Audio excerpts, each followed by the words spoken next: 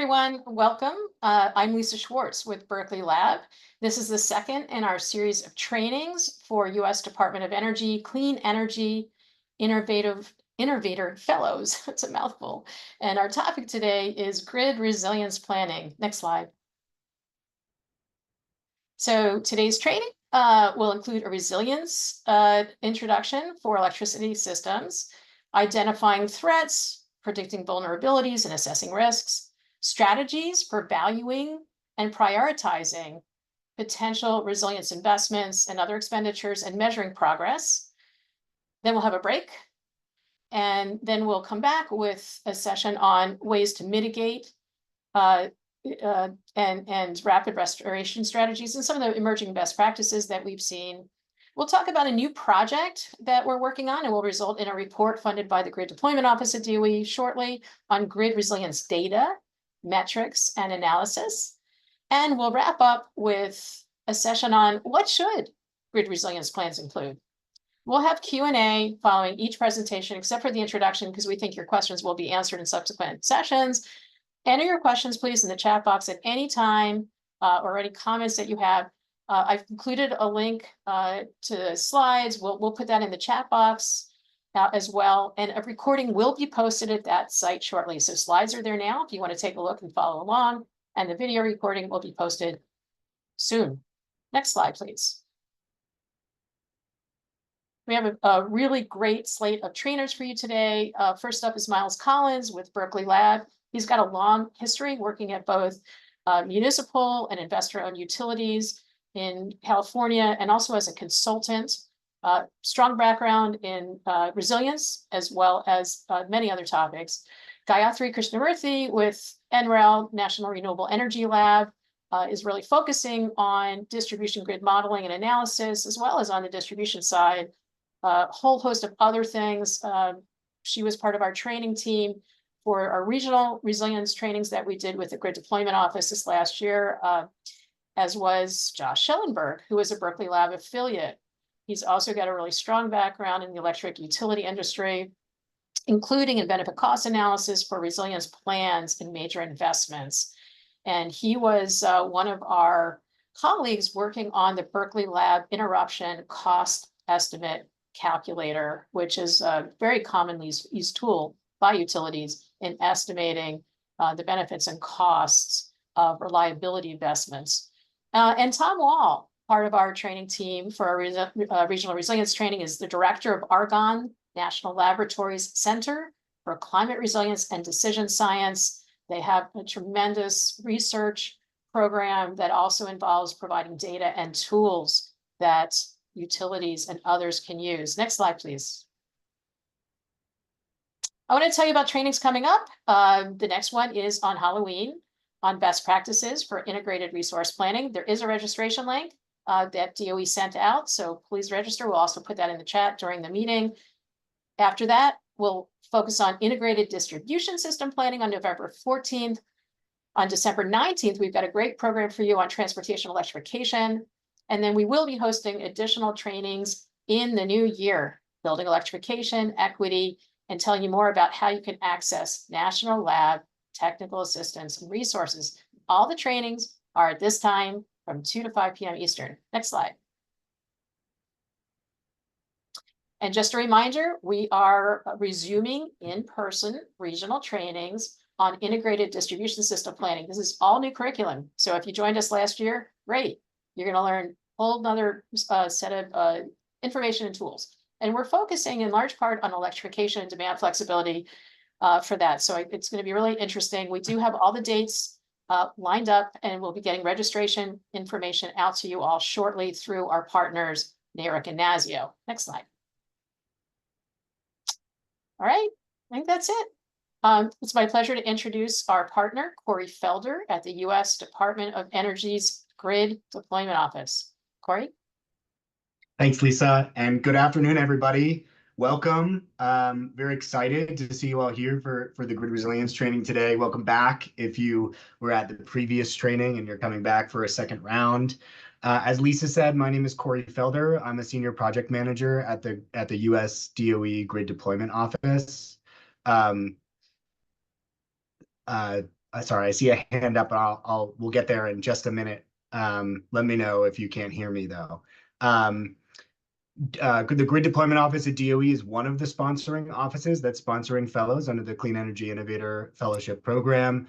I think you may already know the Energy Efficiency and Renewable Energy, EERE office, SCEP, the State Community Energy Programs Office, and Indian Energy are all involved alongside GDO, and we're very happy to be partnering with them to fund fellows at host institutions like where you're located. A little bit about the Grid Deployment Office and about grid resilience generally in the context of some of the federal programs that are informing, I know, some of your work. The Grid Deployment Office was founded relatively recently in 2022, coming out of the Bipartisan Infrastructure Law, and the Inflation Reduction Act informs many of our programs. We work to catalyze the development of new and upgraded electric infrastructure across the country. We do this in 3 or 4 primary ways: investing in critical generation facilities, developing, upgrading high-capacity electric transmission lines across the nation, and then deploying transmission and distribution technologies. I'm going to focus for just a minute on that last category of deploying transmission distribution technologies. The Grid Deployment Office has $13 billion over 5 years for grid resilience and modernization, with a focus on deploying technologies to the grid. There's 2 types of programs that you may already be familiar with in this space at the Grid Deployment Office, and you may in fact be working on some of these programs, but they have informed the topics that we'll be discussing today around grid resilience. Number 1 is the Grid Resilience Formula Grant Program, which is at $2.3 billion over 5 years for states, tribes, and territories. This is non-competitive funding, so you're not competing with anybody else. Everyone who is eligible receives an allocation that is determined by a formula provided in statute. The focus of this program is on reducing the likelihood and consequences of outages on the electric system due to wildfires, extreme weather, and other natural disasters. And like I said, this is for states, tribes, and territories. Many of you are already working on this program, working to implement this program, or may have heard of it through your work. The second program I want to mention is actually a collection of sort of 3 sub-programs, the Grid Resilience Innovation Partnership Programs. Unlike the Formula Grant Program, these are competitive funding opportunities. And there are, like I said, there are sort of 3 sub-programs: an industry grants program for $2.5 billion over 5 years, a smart grid grants program, $3 billion over the 5 years, and then a grid innovation program for $5 billion. I'll put a link into the chat where you can find a little bit more info about these programs after I'm done speaking here. The last thing I wanted to highlight before handing it back to Lisa is just that there are a number of technical assistance opportunities that the Grid Deployment Office is offering directly and in coordination with some of our partners like Berkeley Lab and others. So if you are working with your host institution, you're working on one of these programs, and you are running into a challenge that you have an idea but maybe not funding for how to address that problem, you can submit a request to us, and we can process it and evaluate for whether it's something we can do. Like I said, the topics today are in large part informed by some of the needs that we're seeing when it comes to grid resilience for these programs. And I just really want to thank Lisa, Berkeley Lab, all of the subject matter experts here today for their time and for putting together a really excellent training. For the fellows in the room, I would really encourage you to think about what you learned today and how it could be applied to the projects that you're working on, whether you're working on grid resilience or clean energy more generally. I think there's going to be a lot of really interesting takeaways for today. That's it for me. But again, welcome. Really excited for the training, and back to you, Lisa. Thanks, Cory, so much. Well, it's my pleasure to welcome Gayathri Krishnamoorthy, who is going to give us an introduction to resilience for electricity systems. Thanks, Lisa. All right, I can see the screen. Can everyone hear me? Yes. Great. All right. Well, good afternoon, everyone. I'm Gayathri Krishnamoorthy. Thanks, Lisa, for a good introduction. Today, I'll kick us off with an introduction to resilience for electricity systems. Next slide, please.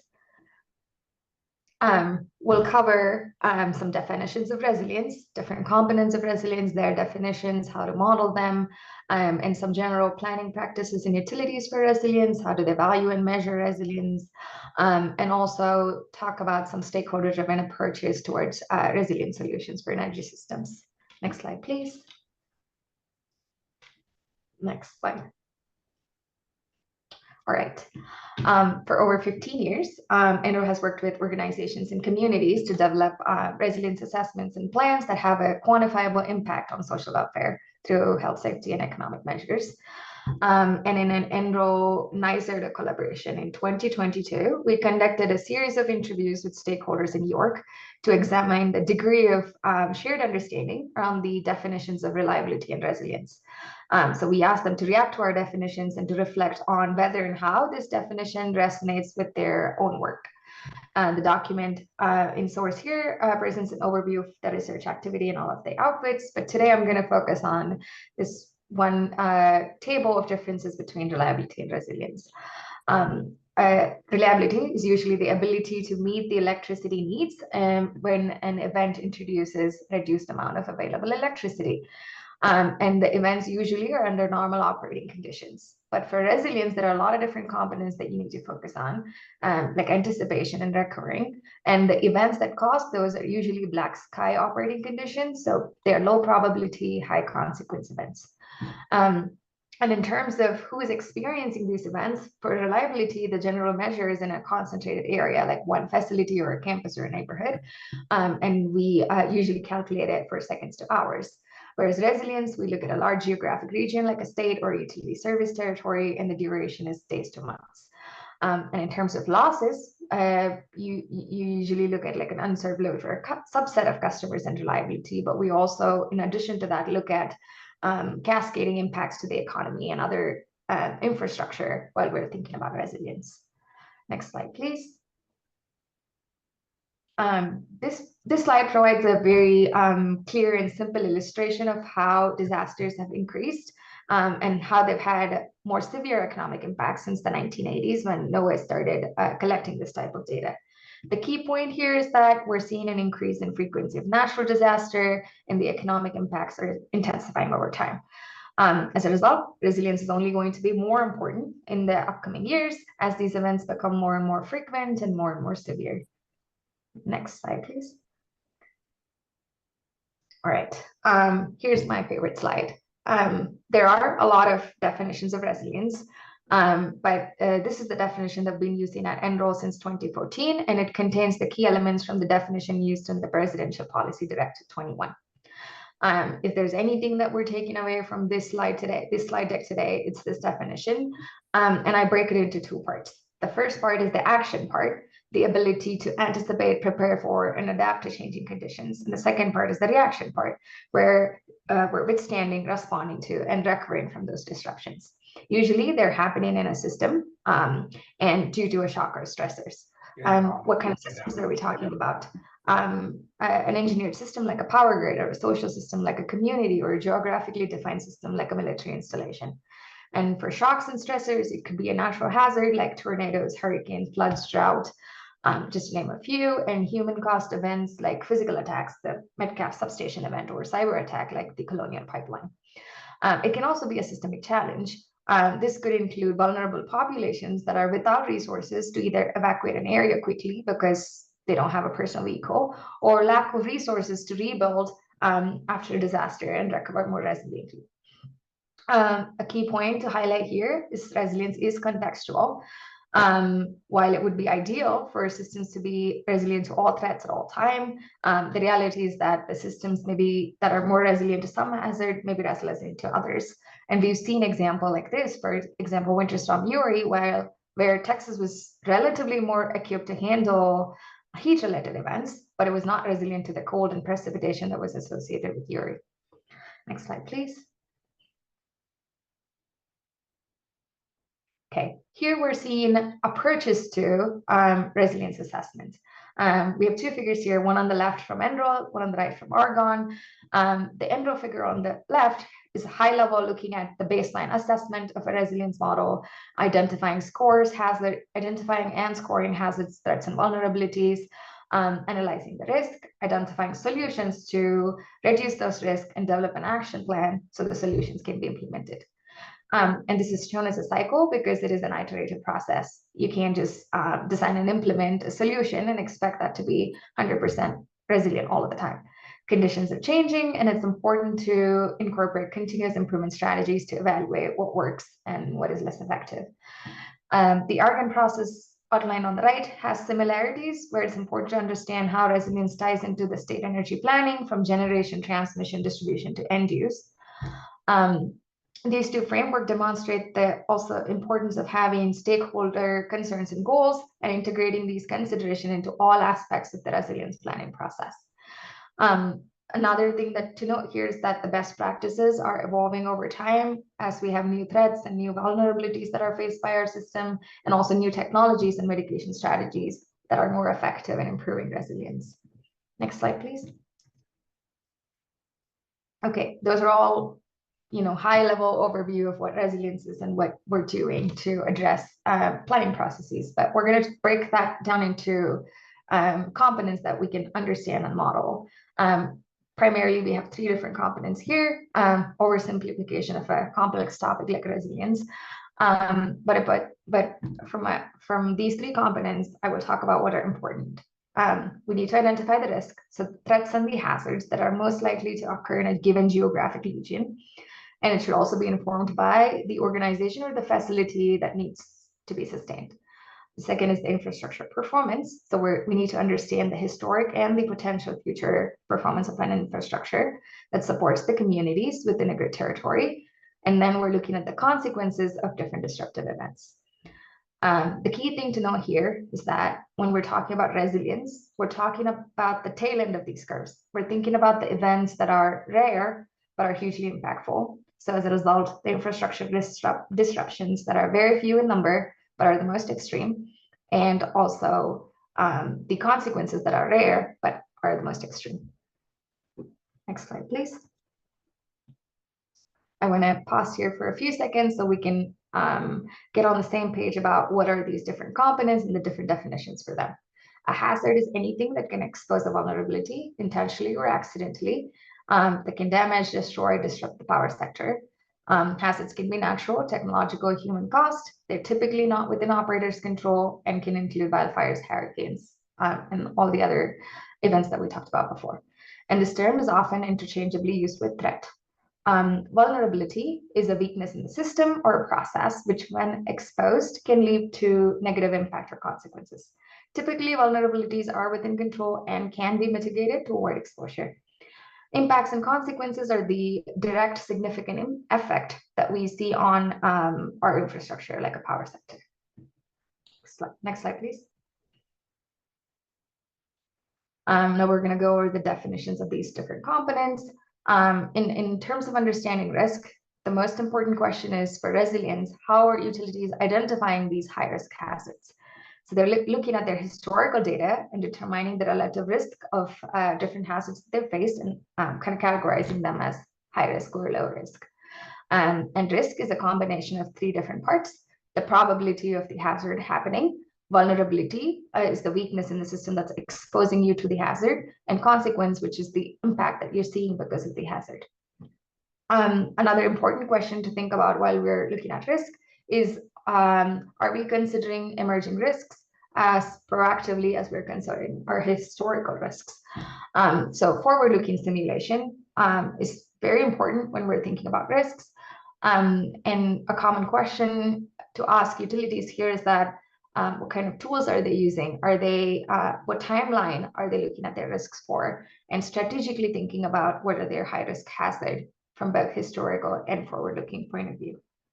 Next slide, please. Vulnerabilities. Vulnerabilities are the weaknesses in the system that we can control through modifications and mitigations.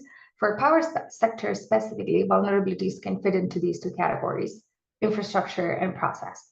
Infrastructure vulnerabilities are usually the easier ones to address, but they tend to be more expensive. So this could be power system hardening or large infrastructure developments. Process vulnerabilities, on the other hand, they tend to be very difficult to address, but are the more relatively inexpensive fixes, like capacity building, trainings, adjusting policies, and developing codes and standards. Both types of vulnerabilities need to be considered, and that's why we take a risk-informed, stakeholder-driven approach to resilience planning and assessments. Next slide, please. Now, this is a good slide for us to shift our thinking from just disruptions to physical infrastructure to implications of those disruptions to physical infrastructure. They're usually classified into these three main dimensions: societal, economy, and national security. Societal consequences can include things that tend to be measured across larger groups, like breakdown in community cohesion. They can also be measured at a smaller scale, like whether we're able to go get food and water during a disruption, we can keep our houses heater cold, hot or cold, and whether a diabetes patient is able to get to their insulin. Economic consequences can both be direct and indirect costs. Direct costs are the ones that are associated with recovery due to an event experienced by business, and indirect costs are disruptions experienced by industries located in one area having implication on surrounding communities and regions. National security can also be threatened by disruptive events, and Department of Defense has acknowledged this multiple times. So keeping continued power for national security is important. Next slide, please. Okay, so we talked about all of the aspects of definitions of resilience, different components involved, what do they mean, and kind of understanding their definitions as well. Now we'll talk a little bit about how are utilities planning for resilience. Next slide, please. Okay, this is a study that we did with the Grid Deployment Office last year, where we strategically did a review of resilience planning processes with utilities. Basically got a baseline of what are utilities doing, what are the components they're analyzing to get to their resilience planning and assessment. These are the 5 components that we've identified, and these are in no particular order. We've seen some utilities do all and more, and some utilities eliminate a few. I'll talk about each of those components. Preliminary hazard characterization is where utilities looking at whatever has happened in the past and the future, and are understanding what is important for their service territory to address in terms of a hazard. Attribute and performance metrics. Attribute metrics characterize how is the vulnerability in your system, and performance metrics indicate how your system is responding after you've made an investment. Threat risk analysis. This is where after you've identified a hazard, you're looking at all of the risks strategically and also mapping them so that we can tie them back to metrics or characterization in terms of investments. And we also have seen a lot of utilities lay out their investments and looking at them and prioritizing them for near term and for future resilience planning. Next slide, please. This is another important slide where we're thinking about, okay, we've seen all of these different components of resilience. How do we value or measure them? If you remember this figure from like the definition of resilience, our goal is that we want to measure each phase of the resilience with metric, not just how well your system is recovering from an event. So both the action part and the reaction parts need to be qualitatively or quantitatively tied to a metric. The qualitative track, the attribute metrics are what we call as the actionable metrics. This could indicate the mode of failure in a tree-related outage, or how your system is avoiding failure in terms of how much of your system is undergrounded, or whether it might be more vulnerable given specific wind speeds that overhead lines are, built to withstand. And performance metrics are usually what you see in terms of like how many customers are not interrupted by a disruption.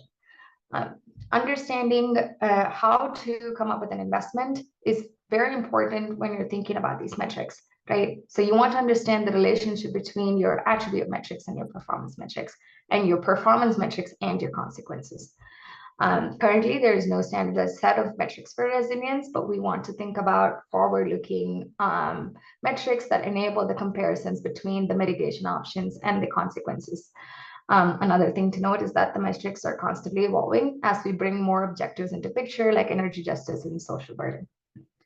Next slide, please. This is just a few of metrics that we've collected from those utility documents. On the left, we also outline a few questions that can help utilities think about how they want to characterize the system during a hazard. For example, in a wildfire case, it would be great to have asset ignition probability as an anticipation metric, and how much percentage of my system is undergrounded as a withstand metric, and how fast can I respond to a fire, so fire response time as a recovery metric. Next slide, please. Performance metrics are the ones that you usually see. Utilities are pretty good at tracking this, but we also want them to think about performance metrics in each phase of the resilience and mapping them back to the components that they're identifying. So for instance, threat risk analysis or investment prioritization. Next slide, please.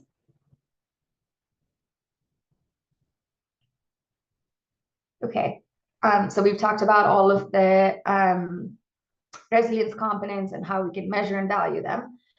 We're going to talk about some solutions, but before that, a quick, like a big picture view is that combined with our natural disaster and physical and cyber attacks, our grid is also evolving to become more distributed, intelligent, and complex. We've moved from a grid system where we generate electricity and transport to a consumer. We now have prosumers, where customers connected to the grid can generate electricity with solar panels. They can store it in batteries.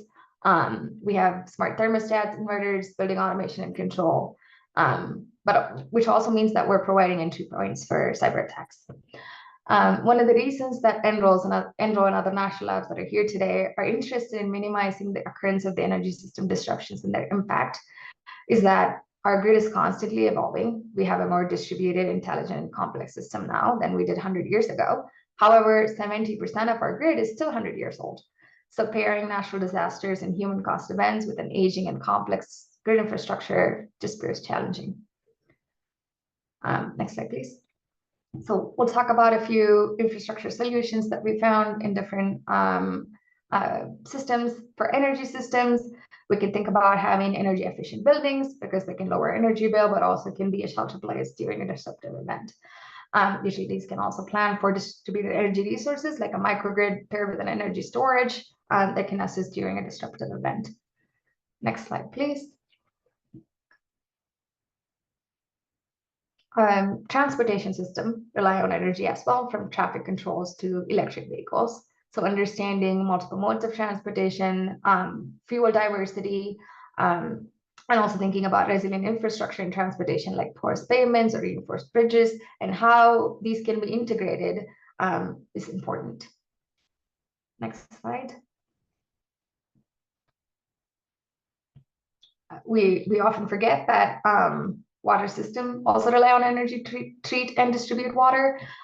Some solutions that address energy resilience within the water system could be conservation and storage, gravity-fed systems, and more natural vegetation and biospheres like the green infrastructure that we see here.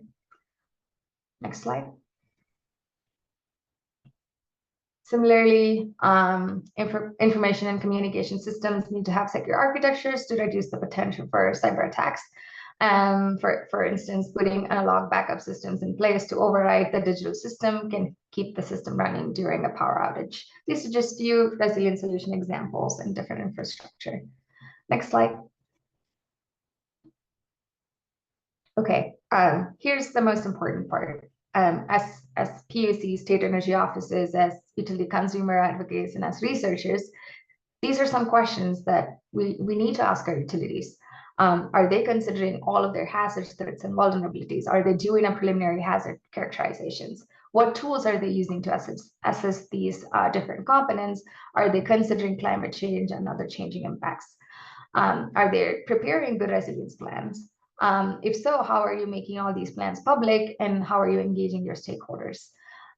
What resilience metrics, both attribute and performance, are you tracking? Are you considering this risk holistically across your entire systems? This is just a few questions, so both parties can be informed while we're making the resilience planning stages. Next slide, please. Next slide. These are some resources that you can tap into. Our use cases from GDO study will be available on their website. Next slide. If you have any questions, feel free to reach out to me. My email's here. Thank you. Thanks so much, Gayathri. That was such a good introduction for everyone. And don't worry if you're, feeling a little bit mystified. We have a bunch of speakers coming up who will hopefully answer a lot of your questions. We also will take questions after each of the next presentations. So next up is Tom Wall with Argonne National Laboratory, and he's going to talk about identifying threats, predicting vulnerabilities, and assessing risk. Tom? Thanks, Lisa. And thanks, Gayathri, for teeing up my presentation. I think you'll see a lot of similarities between the two of them. So Tom Wall with Argonne National Lab, and I'm going to give a presentation covering how you identify threats, predict vulnerabilities, and assess the risk. So if you could go to the next slide, Myles, please. So this is an overview of the topics I'll discuss. I basically just said that, but I will end with some information about climate so that we can specifically identify some resources about where to get climate information, because I think that's a major focus of a lot of efforts going on with the Department of Energy and certainly with utilities across the country. Next slide, please. And why don't you just go to Myles, because we're going to get straight into introducing the concept of uncertainty and risk. The whole reason for using this concept of risk and risk analysis, risk management, is that we live in an uncertain world, right? If we knew everything with 100% certainty, we wouldn't need the concept of risk. And so it was really out of how do we deal with uncertainty in infrastructure, planning, and management that the concepts of risk arose.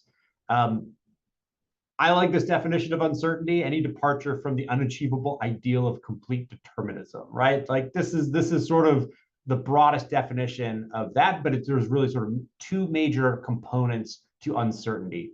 Events in the world are random. That's one form. And then the other is that there's uncertainty from limited knowledge, right? We don't know what we don't know. There's a lot of complex systems out in the world. I do a lot of work on climate change, right? We don't fully understand every single mechanism that controls weather and climate. We're getting better about understanding those things, but there's some phenomenon that we just don't fully understand. We have limited knowledge, and so there's uncertainty in those. But even with uncertainty, whether it's from randomness in events or limited knowledge, we can still plan around that using the concepts of risk. And the first sort of working definition of risk for analytical purposes came from economics, from a professor at the University of Chicago in the 1920s, who said that it derives from random adverse events with probabilities of occurrence that we can calculate. And that sort of evolved into a modern definition of measuring the probability of an event and the severity of adverse effects from some event. And I see that I've got an extra quotation mark in that second definition. If you can go to the next slide, please. In short, risk is a function of the likelihood of some adverse event and the consequences of that event. And we'll talk about that. Definition looks slightly different than what Gayathri presented previously, but this is the broadest definition of risk. And we'll talk about how to translate that to infrastructure in just a second. But if we know the likelihood that a storm is going to occur, and we know the consequences of how many tree limbs are going to fall on distribution lines, then we can calculate the risk of that type of an event to a system. It's best when we can do so quantitatively. So you'll see that risk equals, say, 10% likelihood of an event times $1 million in losses, right? If we have an event that has $2 million in losses, but still a 10% likelihood, its risk is greater, not because it's any more or less likely, but the consequences of that are greater. And similarly, a 50% probability event of 1 million losses, well, that's higher risk than something with 10% probability. Engineers like this, engineers like me like this because we can quantify stuff. And so we bake that into design standards, right? The figure on the right is for a culvert design, right? This is a pipe that goes underneath a roadway to carry a creek or a stream underneath the roadway. Smaller than a bridge, but if you look on the far right column, for example, the velocity of the water that flows through a culvert, right? We want a lower velocity on a freeway, right? So 2% annual exceedance probability, right? That's a 2% likelihood that we'll have a higher velocity. Whereas if it's a driveway, a small country road, right, we can have a 10% likelihood of exceeding a certain velocity. We accept higher risk on less critical facilities is effectively what this design metric is saying. And you can find this throughout engineering design standards of all different kinds, that for more critical facilities will accept a lower risk as part of the fundamental underlying design. But we can't always quantify it with numbers. And so there's things like risk matrices that give us a qualitative approach. This one on the bottom left is from a climate assessment from 15 years ago at this point, that's saying, can we sit a bunch of experts down in a room and say, all right, what's the likelihood of a flood in this area versus another type of hazard? And if a flood occurred, would it be catastrophic, a major problem, a moderate problem, and a minor problem? And so they can apply this to all kinds of different infrastructure and start to sort of give a high, medium, low ranking for relative risk using qualitative approaches. Next slide, please. The risk management sort of enterprise has grown out of this, and I'd sort of turn anybody to the ISO standard 31000 as a really good overview of sort of a very basic but broadly applicable risk management process. There are sort of three, within risk assessment itself, there's three components: identifying risks, analyzing risks, and evaluating risks. And really what that means is, can we characterize it? Can we quantify it? And then can we prioritize risks when we have multiple risks that may affect a system?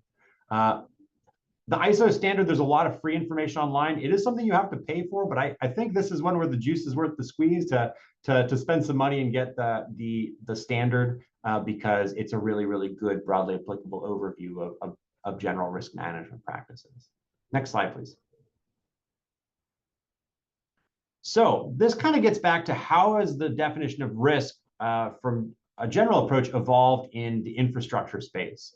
And the one that you see most broadly, and this aligns roughly with what Gayathri was presenting previously, is sort of this approach of a catastrophe model, which grew out of the insurance sector, trying to look at catastrophic risk and how do we quantify that from an actuarial perspective. It takes information about a hazard. So let's say a hurricane has some information about infrastructure, your inventory, and combines that to look at the vulnerability of that infrastructure to that specific hazard, and then quantifies the loss or the consequence. So we still have these components of likelihood and consequence, but we're adding in information about infrastructure to better understand how those risks occur to infrastructure, may occur differently to different assets or different components within a system. Next slide, please. And so you'll see a lot of different terminology used sort of interchangeably within the risk lexicon. These sort of bubbles here are different words that you'll see. So for hazard, people talk about threat and hazard and impact. Sometimes people will talk about the hazard itself using the term risk, which is like the umbrella term to describe a single component. But just know that despite the terminology that you may encounter out there, a lot of the underlying components and structure is still the same of how these pieces fit together to talk about risk in the infrastructure sector. Next slide, please. So we're first going to talk about, I'm going to go through each of these in brief, and then we'll talk about how they come together. So next slide is some information about hazards. The first is, when you look at hazard information, there's two broad families of ways to quantify a hazard that may occur. There's probabilistic information, which is great. That's what our definition of risk is. What's the likelihood of an event? But there's also deterministic information. So in the risk space and in natural hazards, you'll often hear probability talked about in terms of recurrence interval. Gosh, that rainfall event we had was a 20-year storm. It was a 50-year storm. What that's saying is, on average, it will occur once every 50 years. And that takes a lot of heat because people will say, well, we had a 50-year storm last year and we're having another one this year. Probabilistically, that's okay, because what a 50-year storm is really saying is you're going to have 2 of them that will occur annually, or I'm sorry, in a century.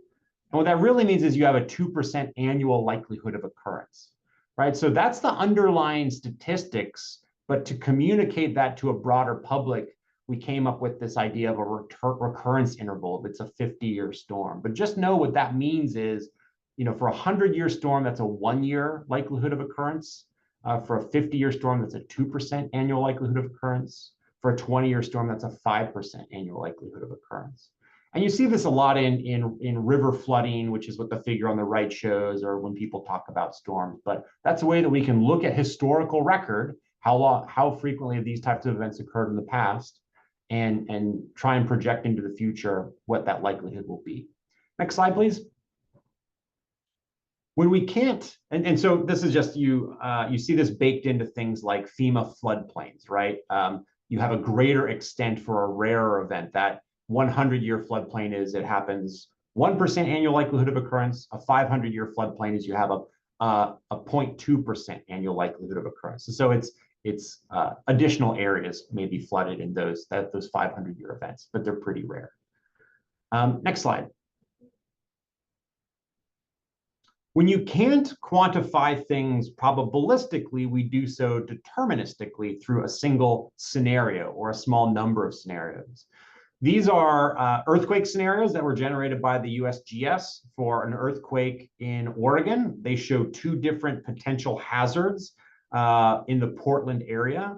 And, if you can pick one that you may think be representative of the risk in an area. If you go to the next slide, what you can see is, well, if we look at all of the possible hazards that go across an area, right, instead of looking at one specific scenario, let's look at 100 scenarios or 1,000 scenarios.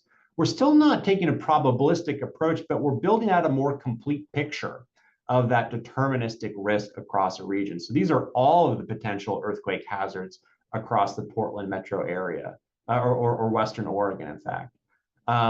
And it shows a much different picture of risk than what the previous figures showed. But this moves towards a technique that you see called robust decision-making, which is using a large ensemble of scenarios to stand in when we still don't have probabilities, but we want to look at more than just 1 or 2 single deterministic scenarios. Next slide, please. Okay, so I was asked to put together a poll question for you, and if you were paying attention during Gayathri's presentation, you probably know the answer to this. But the poll question is, over the last decade in the US, right, events, every year we saw at least $10 billion events or more, where overall cost of damages for each event reached or exceeded $1 billion. We saw 28 of those types of events just last year alone, so it seems like it's going up. But one disaster event type accounted for the greatest number of these events, not the greatest value, but the greatest number of events every single year. Which of the following disaster types do you think it was? A winter storm, a wildfire, a drought, severe storms, or hurricanes? And if you were looking at that bar chart that Gayathri showed, you probably know the answer to this. But let's take a quick second and enter your answers into that. All right, Tom, we have the Zoom poll going now. So we've got almost 50 people who've responded. I'll end the poll in just a sec.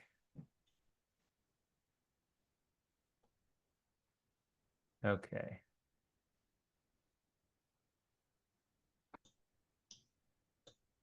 Can you see the results on there, Tom? I do. And people were listening. It was a severe storm, right? It wasn't winter storms. It wasn't wildfire, droughts, or hurricanes. It was severe storms, which are like major thunderstorms or derecho type events, large convective storms that we see a lot of in the Midwest where Argonne is located. But those types of storms accounted for more event types than any other type of an event, natural hazard that we see across the United States. Hurricanes and wildfires are very costly events, but they are not the most frequently occurring events at a national scale. All right, next slide, please. Okay, so now let's talk about vulnerability. If you go to the next slide, Myles. there's really three components to vulnerability, and this allows us to systematically evaluate these three different the vulnerability of an asset. This is a definition I pulled from the Intergovernmental Panel on Climate Change, which is part of the United Nations. That vulnerability is a function of an asset or facility's exposure to a natural hazard, its sensitivity to that natural hazard, and then its ability to adapt to those changing conditions that occur during some sort of a natural hazard. And we'll talk about each of these in a little bit greater detail in the next slide. So if you go to the next slide, one more click. We'll talk about exposure first. Right, so back to Oregon. The figure on the left shows a single scenario. This is a Cascadia subduction zone earthquake and how hard the shaking will be. This is a metric called peak ground acceleration. And the darker the color, the greater the shaking associated with an event. The figure in the middle is the point locations of every single bridge in the state of Oregon. And this is simple GIS analysis, and this is step one of any risk analysis for critical infrastructure, is simply overlaying information about the hazard with the infrastructure that's affected. So hazard plus infrastructure information, we get the figure on the right. Those bridges that are colored red have a greater exposure to shaking than the bridges that are yellow or shaded orange or yellow or green at the far right-hand side of the state. So if you're conducting a risk analysis, you're already starting to think, okay, the left half of the state is probably where I need to focus my resources, and I'm probably starting along the coast where the exposure to this type of a hazard is greatest. Next slide, please. The sensitivity, right? So one more slide. Not every single bridge on the coast will be equally sensitive to that shaking, right? A brand new bridge that was built to the latest seismic design standards may be very resilient to that type of shaking, that type of major earthquake. Whereas an older bridge, maybe it's 50 years old, it predates seismic design standards, it's not well maintained, may be much more sensitive to that type of an event. And so just exposure alone doesn't give you, it's a good first step, but it's not a complete picture of risk. One way that we frequently evaluate sensitivity is using fragility curves or sensitivity curves, or sometimes called performance curves.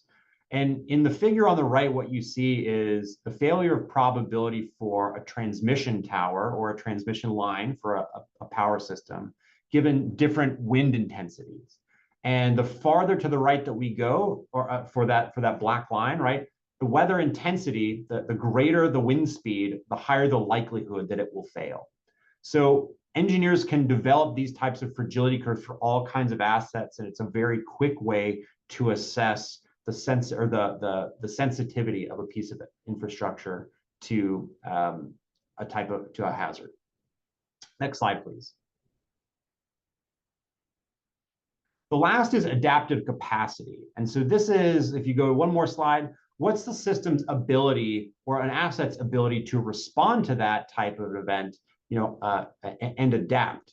So we have a process in the power grid called demand response, where if we see that demand on a power grid is projected to exceed the current supply, and we can't bring new power plants online quickly enough, or we can't spin up generation quickly enough, what we can do, a lot of power utilities will have these demand response programs where they have agreements with large, say, industrial customers and say, look, if we pick up the phone and tell you to please reduce your consumption by 5%, there may be an economic incentive. We'll sell you cheaper power if you reduce your consumption during these types of demand response events.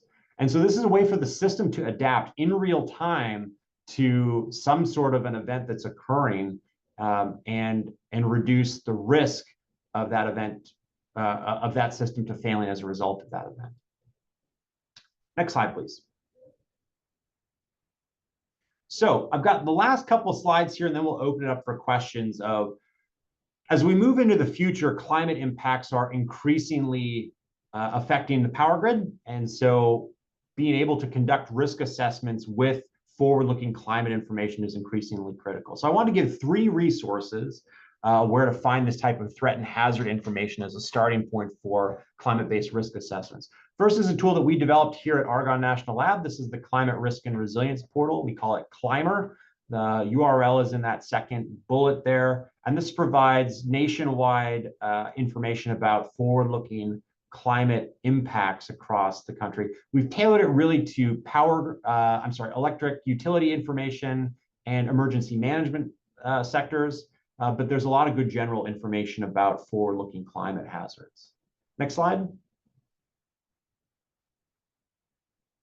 Another is the climate mapping for resilience and adaptation. This is CAMERA. This is a tool developed by NOAA and Esri.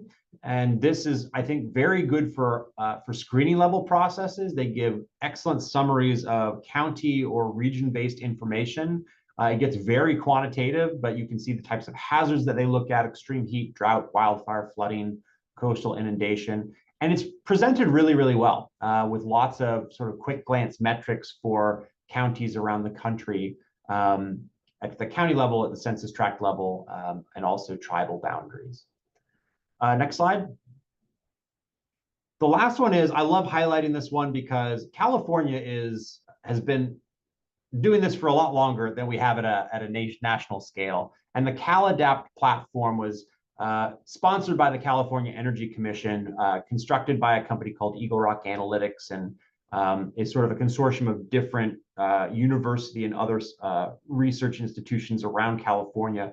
I would call this the gold standard of forward-looking climate information, particularly for the electric sector.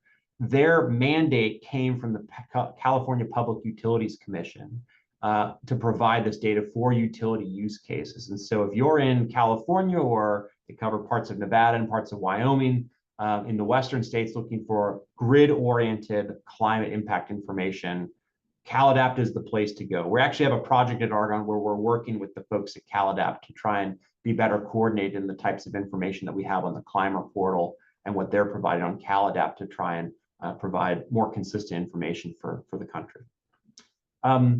Next slide.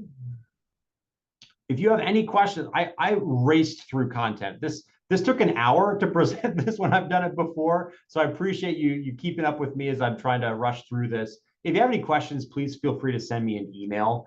I love to talk about this kind of stuff and would be happy to chat more. I'll also note that when they distribute the slides, I've got over a dozen slides sort of at the end of my presentation that we haven't even gotten to as sort of reserve material. So I'd encourage you to take a look at that content as well if you're interested in this type of stuff.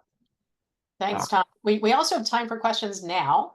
We have a couple of questions in the chat box we've had some discussion on. You can also raise your hand and we can call on you live. So we've got, to what extent, this is from Madison Hunt, to what extent are energy infrastructure developers and utilities, I guess as a subset, required to incorporate climate risk assessments and resiliency measures for new projects? That's such a good question. So yeah, it's a great question. I wish it was a little bit more widespread. To my knowledge, like California, again, is sort of required, right? The Public Utilities Commission in California required all regulated utilities, right? Just the utilities that they regulate from the CPUC, to evaluate and conduct climate vulnerability risk assessments. And so that's why they made this resource of CalAdapt available. They funded that so that it could be used across California. I know that, in rate cases, for example, here in Illinois, the Illinois Commerce Commission required our two largest utilities, Ameren and ComEd, in their rate cases to address climate change. I don't know that they're as far along as requiring specifically for new projects to incorporate climate risk assessments and resiliency measures. I really think that, I will say, and maybe Lisa has a broader view on other regions of the country, but I will say that I think, aside from requirements, I think lots of businesses, investor-owned utilities, are starting to see the benefit of doing this type of thing because of sort of increasing and uncertain risks to their systems that they are having to pay to recover from. And so this sort of attitude of, can we get out in front of that by more quantitatively assessing climate risks and investing in that today so that we're more resilient into the future, is just an increasing practice for mitigating the sort of recovery costs into the future. Thanks, Tom. I put in the chat box a paper that Josh Schellenberg and I recently published for DOE's grid deployment. Well, actually, it was for the DOE Energy Efficiency and Renewable Energy Office. A grid resilience plan state requirements, utility practices, and utility plan template. Josh Schellenberg is going to talk about this a little bit near the end of our training today, but you'll see in there a bunch of requirements for this kind of thing. And we also have Myles Collins coming out to talk about later today, a report that's underway that would help answer the question as well. Okay, we have a question. Are there any cumulative risk indices that produce a holistic risk estimate, which include social vulnerabilities, climate vulnerabilities, and infrastructural vulnerabilities? Yeah, so it's a good question. I will say, my colleagues at Argonne, who worked on the climate portal, which was co-funded by FEMA, also created a tool called the Resilience Analysis Planning Tool, or RAPT. And if you Google RAPT FEMA, it will be the top hit. That looks at social vulnerability and takes a lot of information from the US Census and creates community resilience and vulnerability metrics.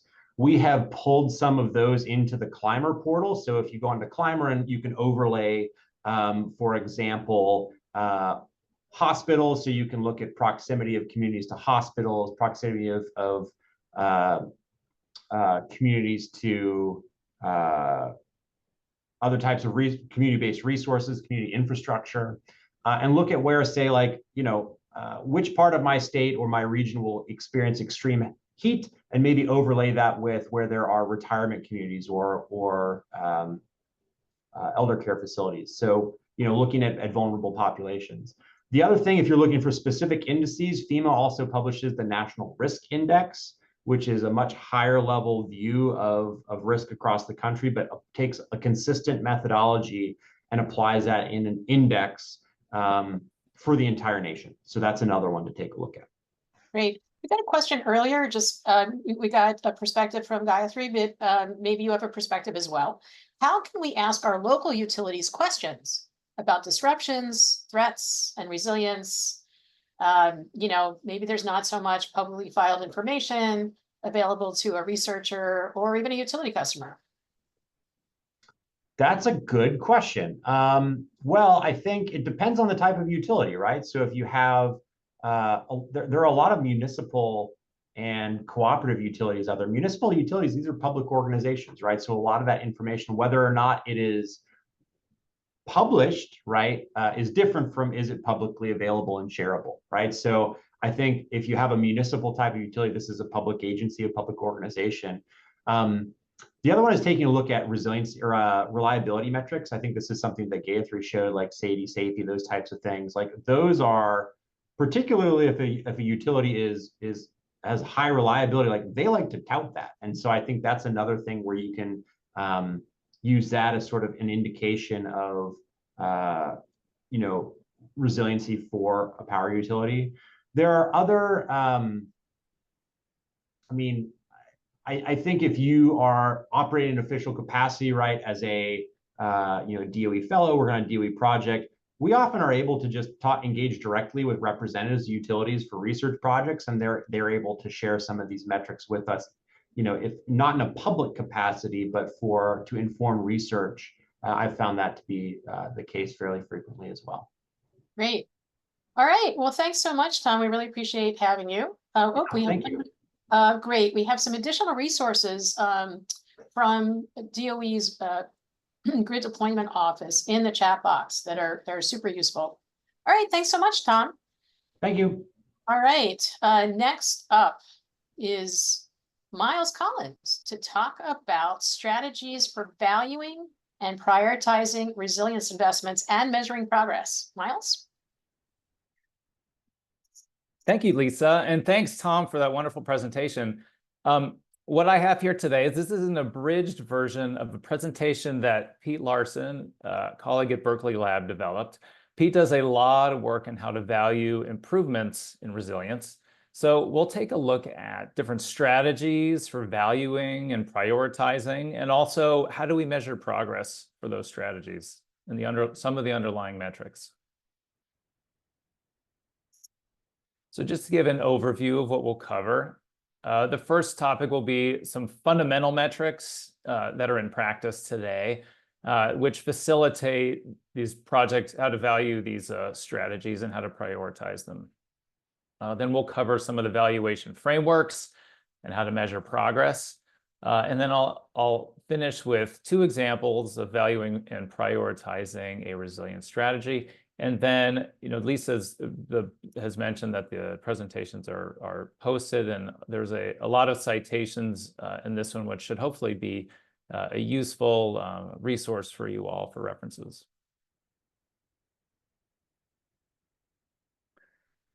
Okay, so starting out with some metrics that we have in practice for valuing and prioritizing resilience.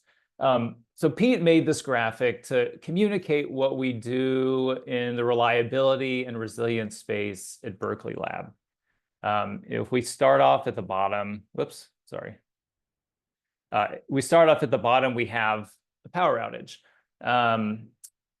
We then have it looks like the graphics aren't showing up on this particular version of the slide, but if you move to the right, we have costs of those power interruptions.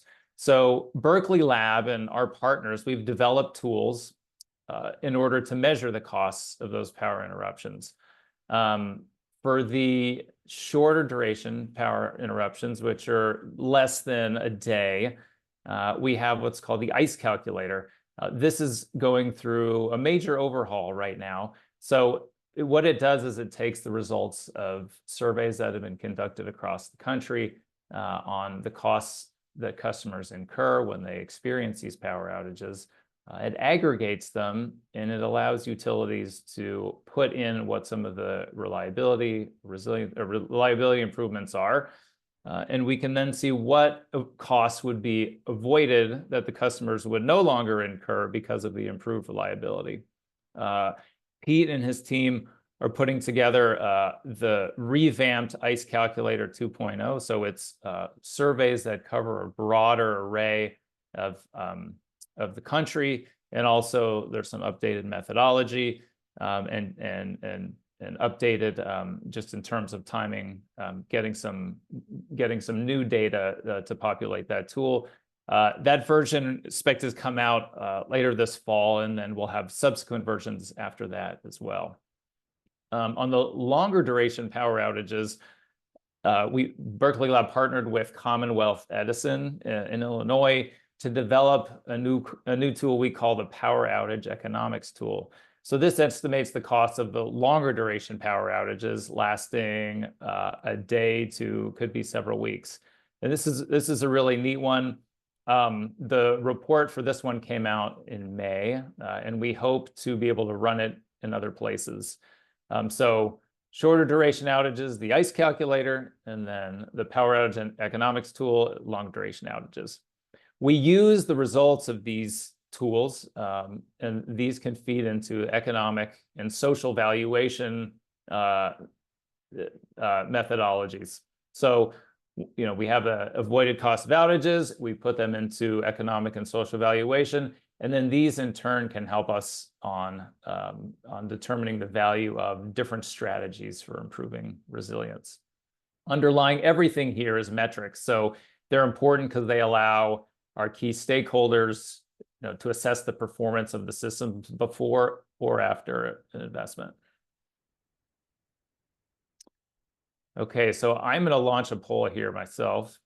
We have a few terms launching. So we have a few terms here: Sadie, Safey, Katie, and Mayfie. How familiar are you with these terms? And our choices here are very familiar. I know everything there is to know about them. Somewhat familiar, so I know enough to get the general idea. Vaguely familiar, so maybe you've heard of them, but you see them, but you don't know many details, or you don't know them at all, but they sound like lovely people. Okay.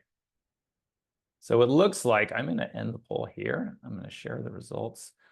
If you all can see the results, we're pretty split between I don't know them at all and somewhat familiar, with a few at vaguely familiar, and then just a couple at very familiar. So I think this is good. I put in a few slides here that we could touch upon what these mean, and just be able to help us build some intuition, so that when we see it, we don't zone out, and we instead can engage with them and really get a sense of what they mean in context.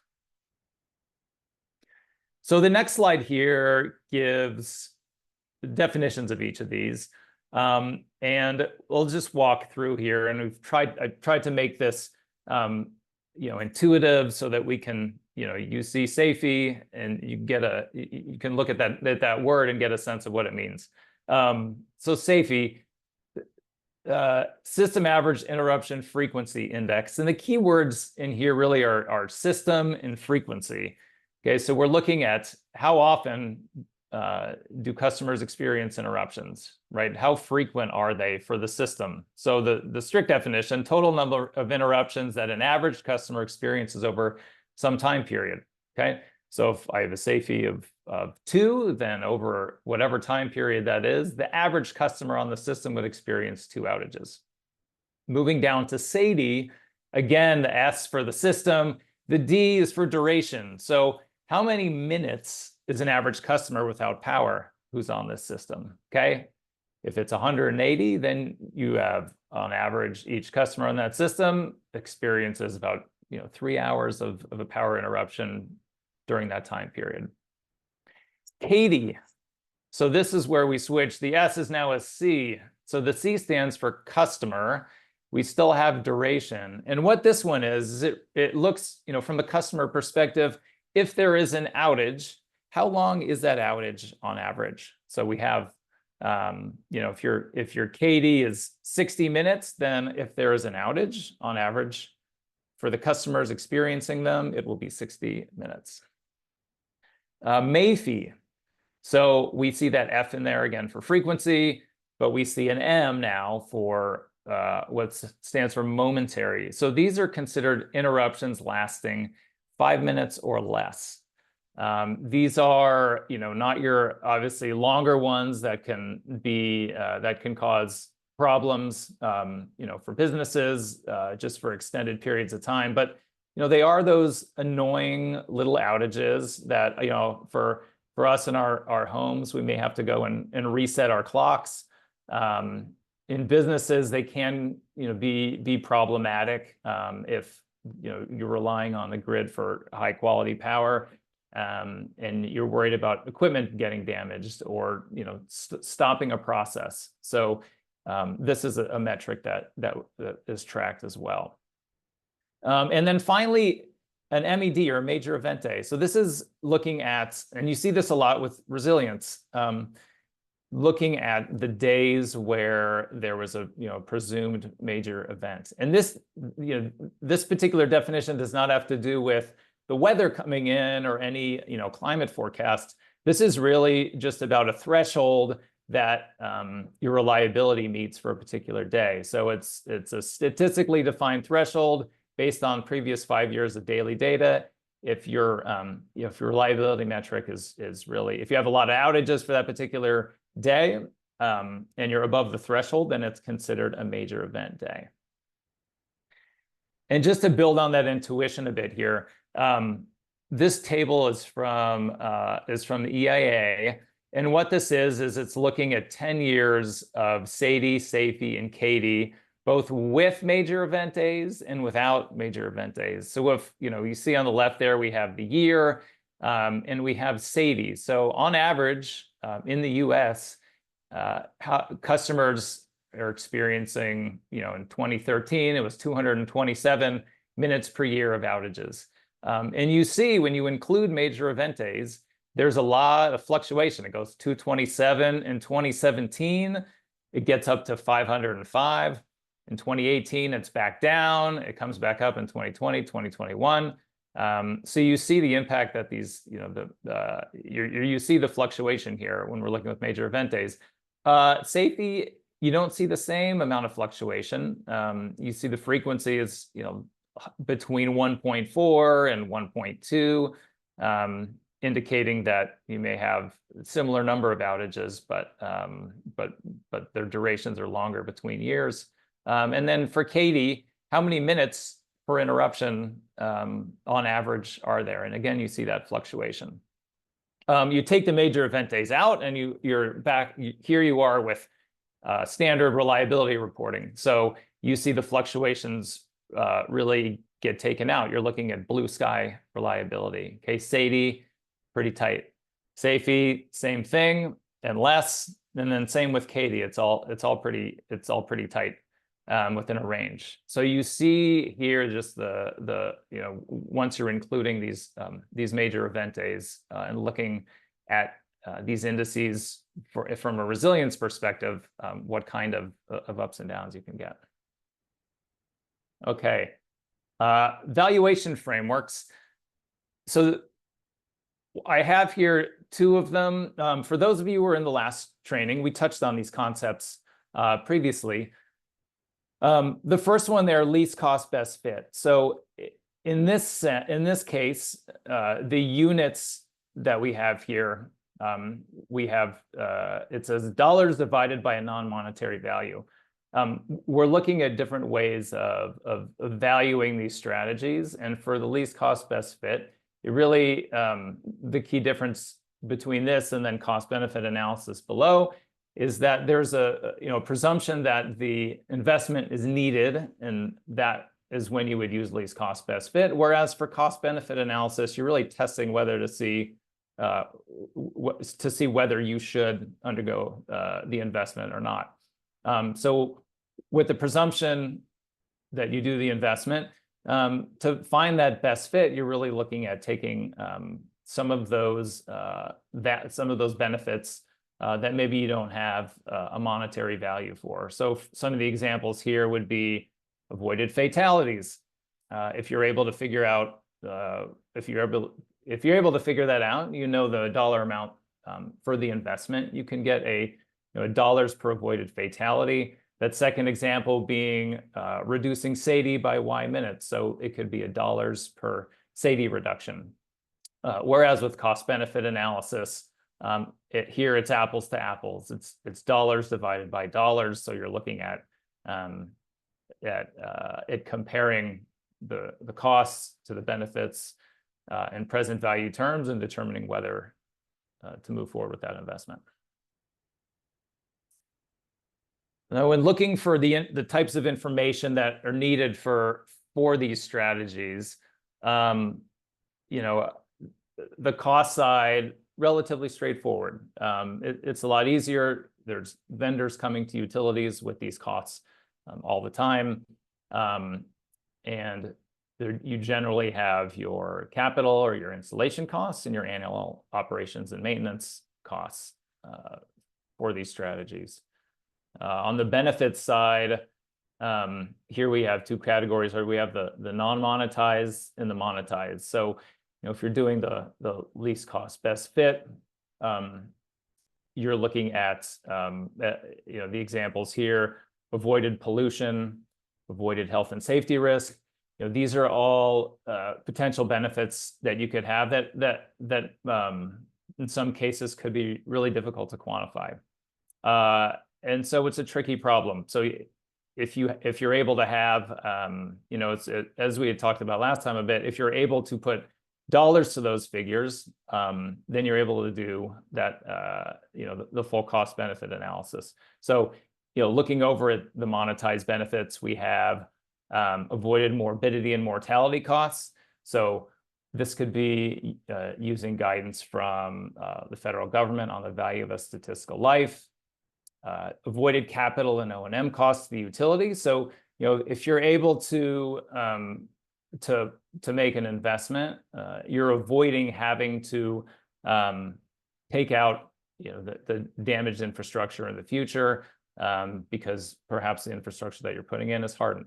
Avoided interruption costs to customers. Again, you could have you could use either the ICE calculator or the power outage economics tool to put a dollar amount to those figures as well. The spillover effects to the regional economy. This is something that power outage economics tool is really getting at. If you have an outage that is lasting more than a day, then some strange things start happening. You have customers who still have power, but that might be experiencing costs anyway. You'll have, let's say, a catering company, and they have a supplier, and if the supplier has a power outage, then the catering company is not able to get either the food it needs to run its business or other supplies. And you can see all these types of connections throughout the economy, and what this new tool does is you can model these using macroeconomic models to be able to start to quantify these linkages between industries and be able to put a dollar figure on that. And then finally, the other figures that you would need in order to value these would be your real discount rates. Or for utility, a weighted average cost of capital, you would need the lifespan of the strategy, local, state, and federal incentives. And then you would need data from both before and after your investment in terms of the frequency and duration of your power interruptions.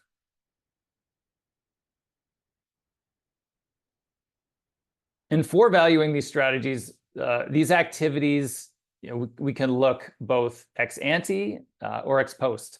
And when we say ex ante, we're looking based on forecasts. So it would be for a proposed investment, and we're estimating what that what the benefits would be if we did the investment. So we're forecasting those benefits.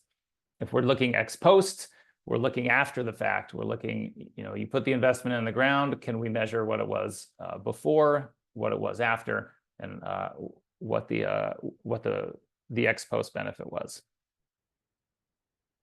Okay, so for the last couple of minutes, I'm going to touch on a few examples of these types of valuation strategies and analyses.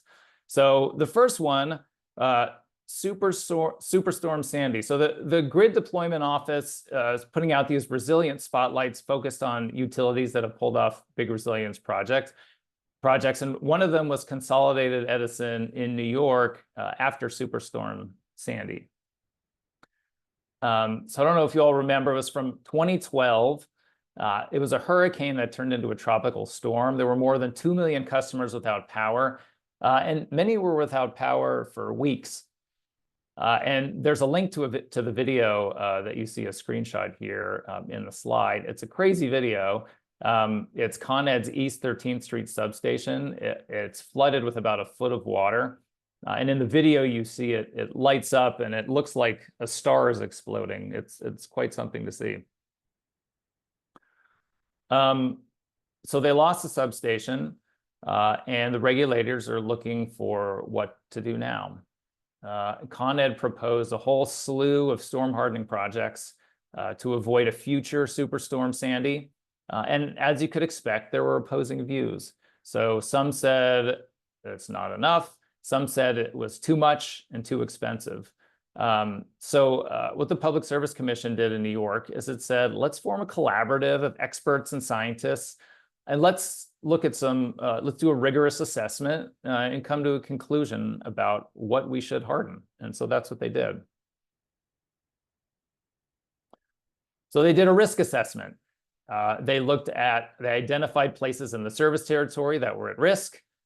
They got wind damage probabilities. They found the costs of what the hardening measures would be, and they estimated the power interruption durations with and without the hardening measures. And then they did a cost-benefit model.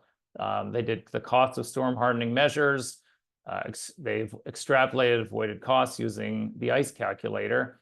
And what they did was they had 100 projects where they were ranking. And so you can see that line goes all the way from the top left and comes down to the bottom right.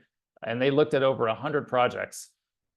We've screened out, all of them except this one over on the left, which is the East 13th Street substation. They focused on that one. That made the cut. And that was where they were able to get, that was the most beneficial project in terms of risk reduction per dollar of the projects that they were looking at. And I realize I'm at time. I'm going to speed up for this next couple slides. I'll be done in just a minute or two. We have what this shows is just that, you know, these processes aren't short, they're long. You see a lot of back and forth on this slide. And so the key takeaway really is that, you know, investments in resilience are a multi-year thing, and they take time and back and forth. Second example, which I'll move through quickly, was prioritizing resilience strategy in Florida. So Duke, it was a similar thing. Duke has a lot of experience, as you can imagine, dealing with hurricane risk. So a number of years ago, they wanted to underground big portions of their service territory, and they had demonstrated that undergrounded lines were less vulnerable than overhead lines. So they started a program to target, sorry, didn't advance these. So they started a program to target where to evaluate and prioritize these underground circuits. And again, you know, it was the same thing. So there's a lot of back and forth with the regulators about what to underground, how much to underground. And in the end, Florida required a storm protection plan to be filed every 3 years. So they asked for a benefit cost analysis, and Duke worked with a firm called Guidehouse to develop a framework to evaluate where to prioritize these underground circuits. As part of this process, Guidehouse did some risk modeling. So they looked at probabilities of certain weather, storm scenarios. They combined this with spatial modeling of the Duke distribution infrastructure, and they estimated the conditional probabilities of the asset failure and the reduction from the hardening measures. They identified the costs of the different undergrounding strategies and the benefits. Benefits being avoided damage to infrastructure, avoided storm restoration costs, and they quantified the customer benefits using the ICE calculator. And then they did the decision analysis and prioritization using the benefit cost ratios in order to rank projects and create that preferred portfolio of undergrounding projects. And again, we see another timeline, which I'm not going to go through, but the takeaway here is that resilience investments are not made overnight. They take a long time. The regulators, utilities, state energy officials, and others work together. The collaborative effort was huge in both cases and helped solve that problem to figure out what to do. I think key takeaways from both of these examples is collaboration, and you can see where that the measuring benefits and using those valuation frameworks comes into play to help that process along. Apologies for going a few minutes over here, but if you have any questions, feel free, please, to reach out to me via email, which is here, and there's lots of links and references in the presentation as well. And Lisa Schwartz is on here as well. And with that, I'm happy to take any questions. Great, thanks, Myles. We actually do have a couple questions. The first one is on slide 6, where you provide definitions for the metrics. This is one of my favorite questions. How can we differentiate between reliability metrics and resilience metrics? That's a great question. The metrics that are, I think a simple answer is that the reliability, there's pretty rigorous benchmarking for reliability in what's called blue sky conditions. So taking out the major event days and just showing SAIDI, SAIFI, and CAIDI without those included. When we're looking at resilience metrics, they are frequently included for resilience. So you might show in a resilience report with and without MEDs. You might show SAIDI and SAIFI for a particular time period. So if you know that a hurricane, or there was a major storm, or there was some event, you can show SAIDI and SAIFI during that time period for that event. And so you tend to not take out these big extreme examples, or these big extreme events. and another thing you can do, which I'll touch on here too, is looking at, or I'll touch on in my next presentation, is you're looking at for specific outage types. There might be, you could look at SAIDI and SAIFI for outages with a particular cause over a particular time period. And so you can really kind of hone in on that metric for the resilience impact that you're trying to measure. Okay, we have another question. I think the slide number is not tracking with what I have, but it's about what were the causes of the events listed by year. And this was Laura Ward. I'm looking at slide 8 and I'm not sure that's where it is. Laura, do you want to come on live here? You can unmute yourself. Yeah, for sure. I think it's number 8. What do you see on the slide? Right. I can share my screen again here. We can pinpoint it.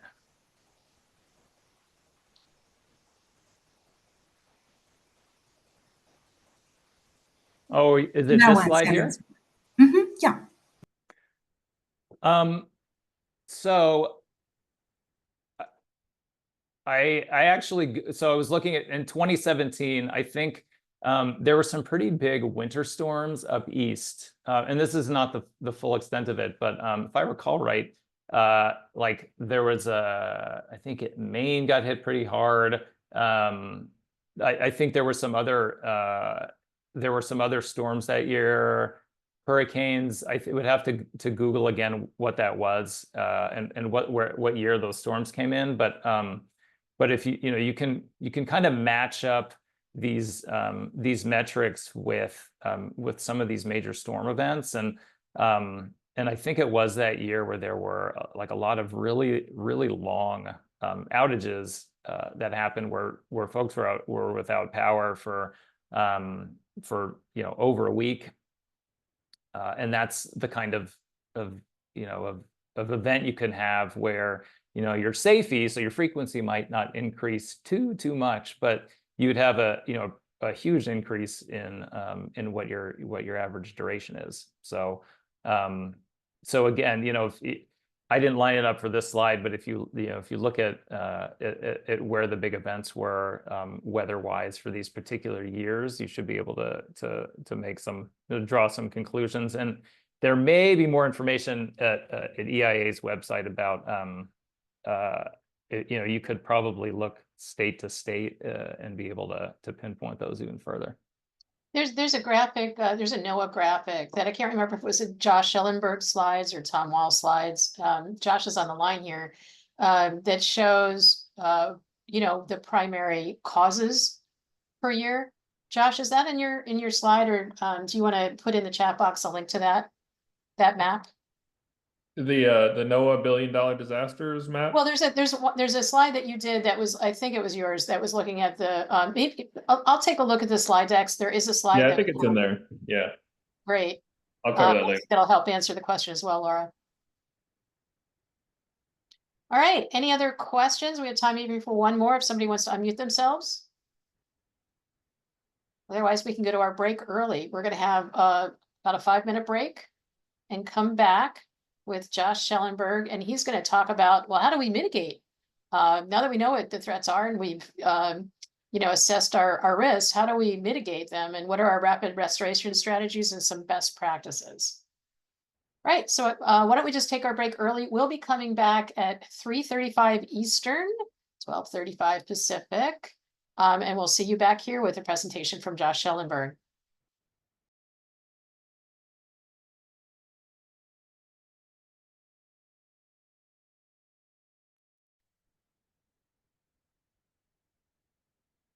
Hi, everyone. Welcome back.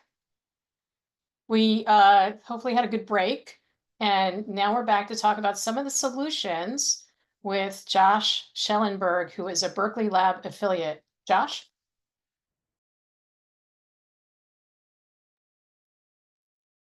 And Myles will bring up your slides. Yeah.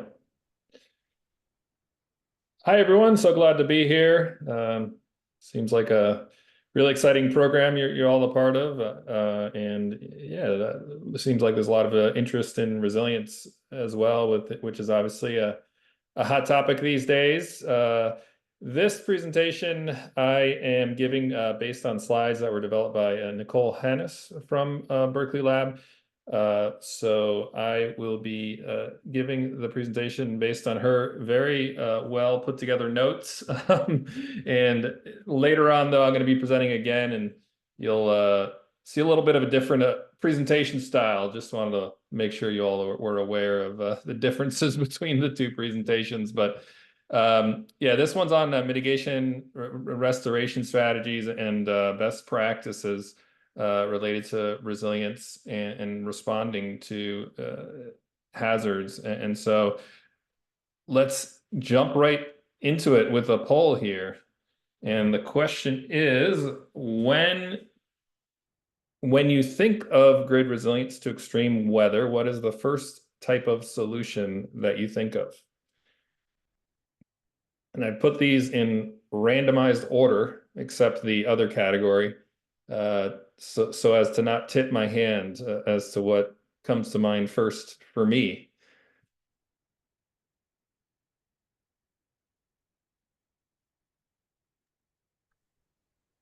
Josh, we've got like 25 people who have answered. We can let it go and see if we can get up a little bit higher, and I'll stop it. All right. In the meantime, I'll point out that I provided a little bit more information in answer to Laura's question. We had a slide from Tom Wall's presentation. It was in the extra slide section, so he didn't get to it, but it is in the slide deck and it's posted. And you can take a look at what were the resilience threats that were really affecting the statistics for resilience events year by year, and that's it's a pretty interesting graph from NOAA.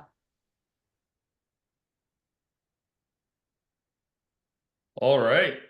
I can see the results now. I hope you all can as well. Wow, this is a really great distribution of responses. I guess we only a single choice here. So this is like the top choice for everybody. Distributed energy resources. That's interesting how that's coming up first. Grid hardening. It's a pretty broad category there, but definitely towards the top of the list. And undergrounding. So yeah, that's really great. And microgrids, I guess you would kind of consider being somewhat similar to the distributed energy resources category in terms of being able to keep the power on at a certain facility or location during a storm when the grid is down. All right, this is great. Interesting though to see vegetation management, 2%, the lowest category there.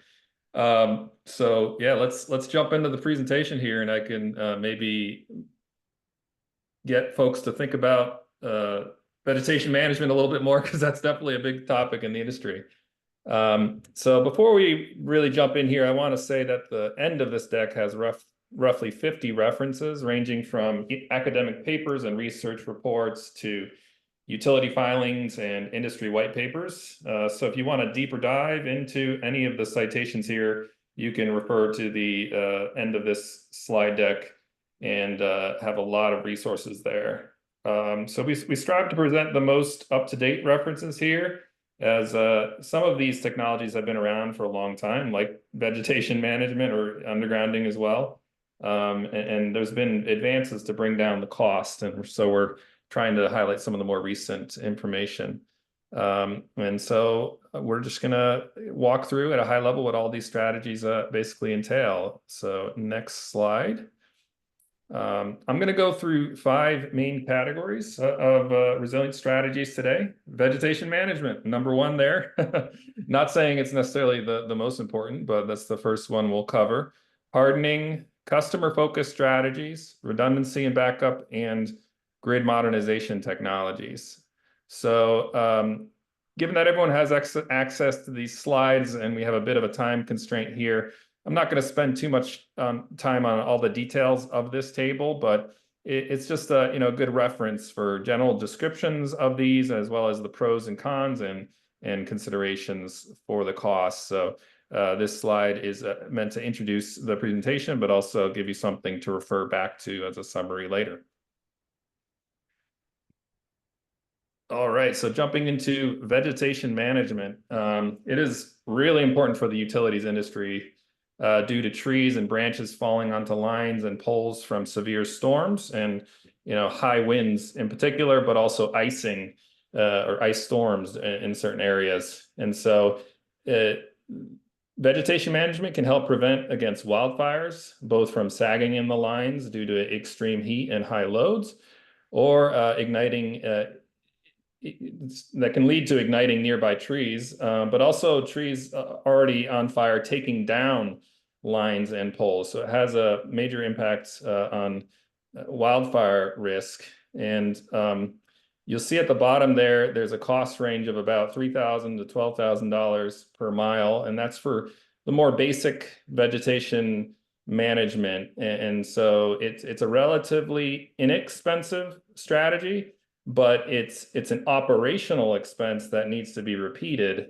And so the costs can add up over time. And these cost ranges come from utility proceedings in Florida, Texas, and Baltimore.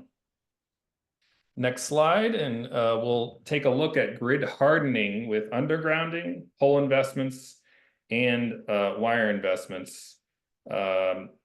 I guess in my poll I had, in the poll we had undergrounding as a separate category, but here we're looking at it in a broader hardening context.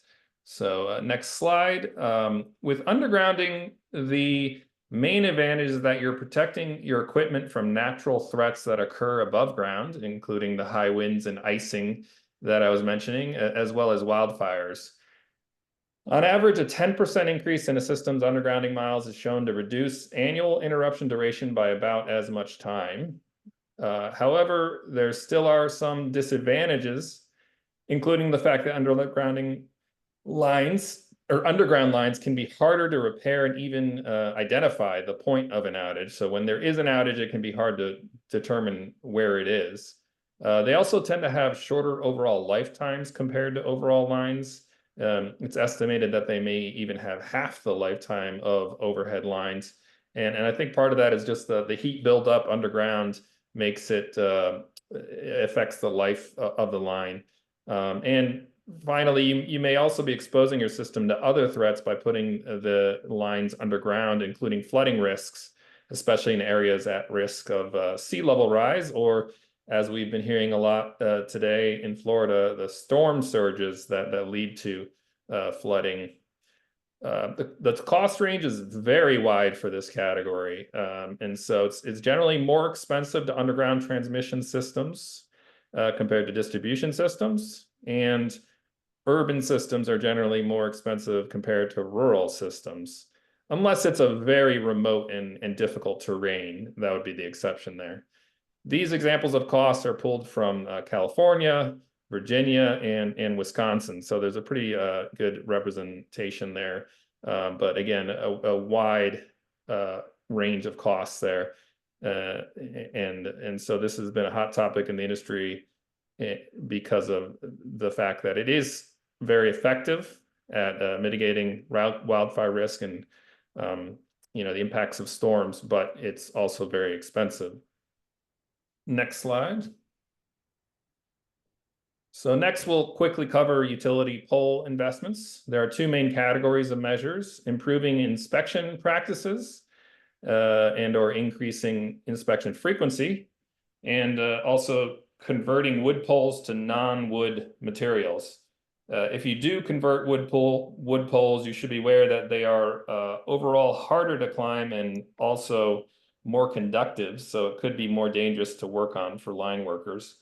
Also, non-wood poles are heavier, making them more difficult to transfer and thus more expensive to install and replace. The costs posted here are differentials, meaning comparing wood and non-wood pole materials. And these costs are based on DTE energy for transmission and Duke and XL energy for distribution. And one thing to note here, actually, I was recently looking at some information as part of a docket in Maine that I'm working on with Lisa. And there's a focus not just on the poles, but in the cross arms. And so if you see at the top of the pole where you see the horizontal part, that can be a separate material from the pole that can lead to major resilience benefits, because you can strengthen the cross arms specifically. And now I've been finding myself going around and looking at the cross arms of poles and realizing that they're so different, even in my area, from one pole to the next. So it's quite interesting how that specifically can be another type of pole improvement to think about, not just the pole itself, but the cross arms. Next slide.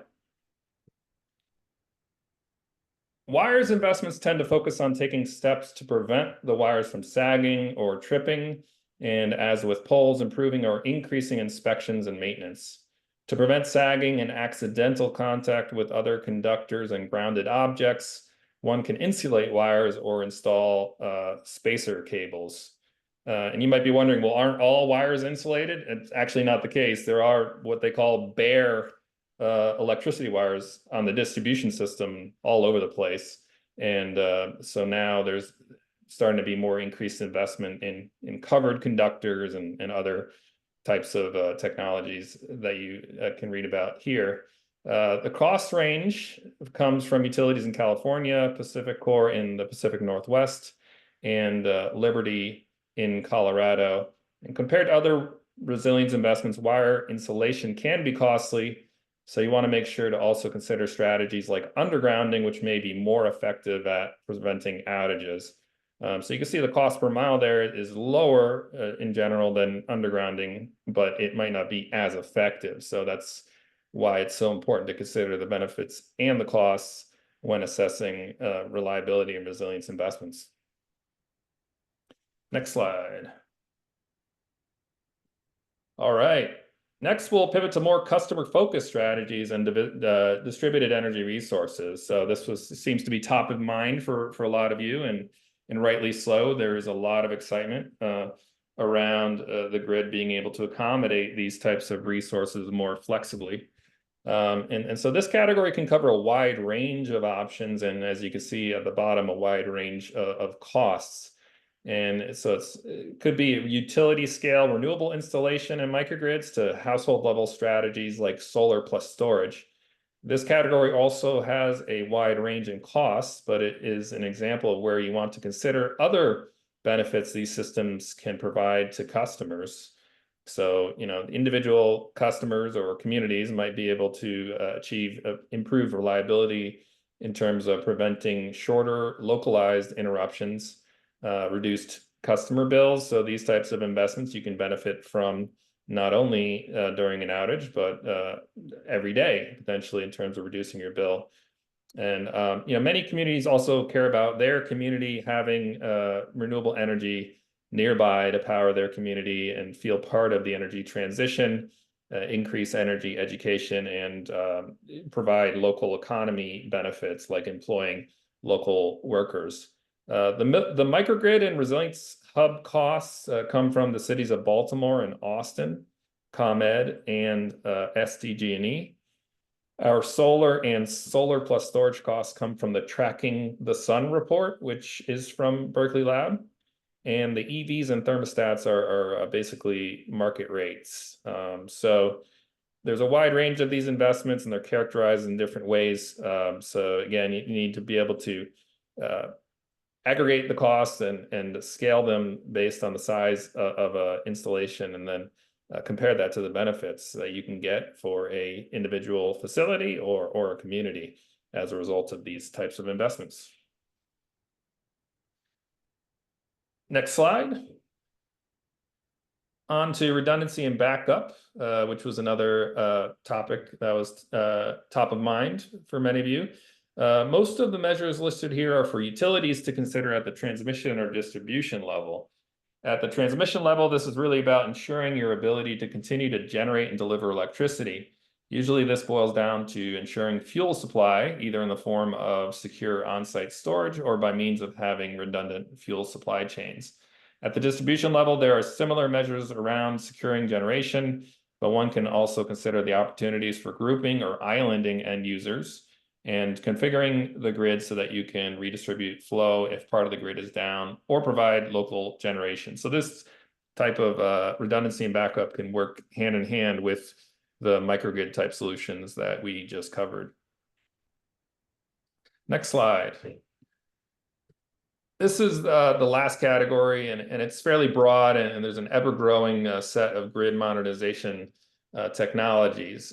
2 of the 3 utility case studies that I'll cover today are focused on grid mod technology, so I won't spend too long here on definitions, but essentially this category includes hardware and software options of varying degrees to help monitor, control, and optimize distribution grids and distributed energy resources. For the most part, these technologies are advancements of technologies that utilities have experience with for many years, but the costs can add up for comprehensive plans that include upgrades to foundational technologies. So an individual ADMS, Advanced Distribution Management System, or DERMS, Distributed Energy Resource Management System, may not be all that costly, but when you look at the comprehensive plans, it's almost like 10 to 20x higher, because those plans include all of the sensors and monitoring and control technologies that are needed, and databases and data warehouses and all of that, to be able to ensure that you can get the most out of your ADMS or DERMS. So there's a lot of foundational investments that are required in many cases, and you could see that in some of the more comprehensive plans, getting up to about $200 per customer, as opposed to just the software for ADMS or DERMS being $10 to $20 per customer. Next slide.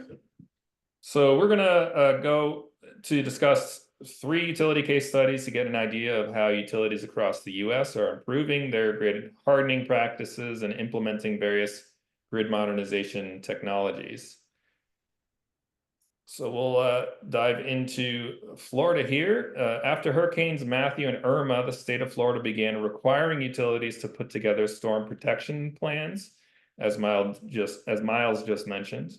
They wanted utilities to produce these plans every 3 years, and they had to include steps they were going to take to protect all of their distribution and transmission facilities. Next slide. In the 2023 Storm Protection Plan, Florida Power and Light includes a description of several strategies they are taking or continuing to take, and I'm going to cover their inspection and hardening programs. Next slide. The reason I want to include inspection as a means of hardening is because the idea is for the utility to get as much useful life out of their existing infrastructure and to improve their preventative care steps. Basically, Florida Power and Light increased their frequency of inspections for their distribution and transmission equipment, and also took extra steps like excavation to identify any early rotting. The tables depicted on the right are the improvements Florida Power and Light saw from implementing their inspection programs for distribution, which is the top table, and transmission. And so these outage metrics for Hurricane Wilma were before the programs, and the ones for Hurricane Irma were for after the programs. And so you can see there's a significant reductions in the number of poles that had to be replaced and the total days to restore in the case of distribution side. And then on the transmission side, you can see significant improvements there with respect to outages and the number of structures that failed. And I'm sure these investments are continuing to deliver a lot of value with the current storm, especially in Florida Power and Light's Gulf service territory that's over towards Alabama. Next slide. So now we're gonna go to consider a different part of the country, Michigan, which also experiences severe storms, including winter storms. Since 2017, the Michigan Public Service Commission has required regulated utilities to develop distribution investment plans every 2 years. So this 2024 to 2028 plan details several projects they're implementing in the next few years, including forestry line clearing, repairing and replacing distribution assets, undergrounding lines, and automating and digitizing their restoration services and clearing operations. We're going to focus today on their grid modernization efforts. Next slide. So this grid modernization plan integrates a lot of existing technologies such as line sensors, automatic transfer reclosers or ATRs, and their ADMS, the Advanced Distribution Management System that I was referring to before. The plan also involved adding fault location isolation and service restoration, also known as FLISR, to automatically restore power to customers without operators or crews. And the way FLISR does this is by detecting a fault on the system and operating switches or reclosers to isolate the fault and transfer customers to a different circuit. And so this is a major innovation of the last 10 or 20 years that has significantly improved storm response and helping to isolate outages so they don't cascade over large areas and potentially other utilities. The utility has installed these individual software and hardware systems over the years, and they have a forward-looking plan for investments that they anticipate will incrementally reduce the duration of their outages. There are a lot of acronyms on this slide, so definitely let me know if you'd like to discuss afterwards. Next slide is a graph that just shows how their plan is going to improve reliability if the plan is improved, including some fairly bold claims related to no single outage event will affect more than 100,000 customers if this plan is approved, and no customer will be without power for more than 24 hours following an outage. So this is a pretty bold plan and expected to deliver major benefits. And then finally, just real quick, let's look at National Grid's plans for grid modernization in Massachusetts. This is a fairly similar plan to the Michigan one that I just covered, tied to the Massachusetts Climate Act, which sets statewide 2050 goals that were asking utilities to connect more storage, renewable energy, and dramatically increase electrification. And so the state has these electric sector modernization plans, including this plan for National Grid. Next slide. Similar to Consumers Energy, National Grid is proposing a phased approach over the next several years to leverage their existing ADMS and DERMS hardware and software programs. This will better enable and optimize their DERs and other customer level measures like electrification and demand response. So thinking about the poll that was done at the beginning of this and the importance of distributed energy resources and microgrids, it's also important to emphasize that the ability of those resources to interact with the grid is key, and there's a lot of investments related to all the sensors and control technologies, as well as the software that can really enable that seamless transition between a microgrid or a DER and grid power before, during, and after an outage. Next slide. That is basically it for me. Just some questions to ask yourselves and things to consider, especially as you're working with your local offices there. And yeah, this wraps up my first presentation for the day. I'd love to discuss any questions you may have. Hey, Josh, while we're waiting for any questions, oh, we do have one. All right, let's go to that. Laura Ward asked, are there standard steps for designing a city roadmap? What data from utilities do we need to address the initial stage of the roadmap? Yeah, I'm not any expert in urban planning, so I don't think I could answer that. But definitely when there are facilities underground, they're often shared facilities underground, and so any changes by any of the utilities requires a lot of coordination and potentially shutting down streets, which is another consideration. So yeah, definitely a lot of coordination there. How about Myles? Myles came to Berkeley Lab recently from the city of Burbank, where he was the rates manager for the city. Myles, do you have any exposure to this either in your role with the city or previously as a consultant or working with the investor-owned utilities in California? Not much. I mean, I would say from, I was, like you mentioned, a rates manager in Burbank. And, what we would see is that there would be, there's city documents about, kind of vision documents, and they lay out, where we want to go. And the utility, being part of the city government, contributes to it by trying to meet some of those objectives. And then it really is just a collaborative process for determining if you have the right infrastructure to meet those goals, and to be able to provide service to wherever they're looking to expand. So it's not really a set of standard steps, but I would say some of the key things would be having the city set out their high level objectives, getting as specific as they find is useful, and then the other city departments working together with stakeholders from the general public, and the different commissions that might exist, in order to make sure that all the needs are met. So give and take and a lot of discussion. All right, we have another question. What role does the government play, so this could be state or local, in these types of resilience strategies? Since many are on the utility equipment, are utility owned. Josh, you want to take a stab at that? Yeah, well, we can see clearly there's a major role for the federal government with the Department of Energy in terms of supporting the funding for many of these resilience strategies that are desperately needed in certain areas, through the IIJA and the formula grants and the GRIP grants and all of that. But when it comes to state government, there's similar roles from state government, especially in larger states like California that have their California Energy Commission, which is also giving out grants and investing.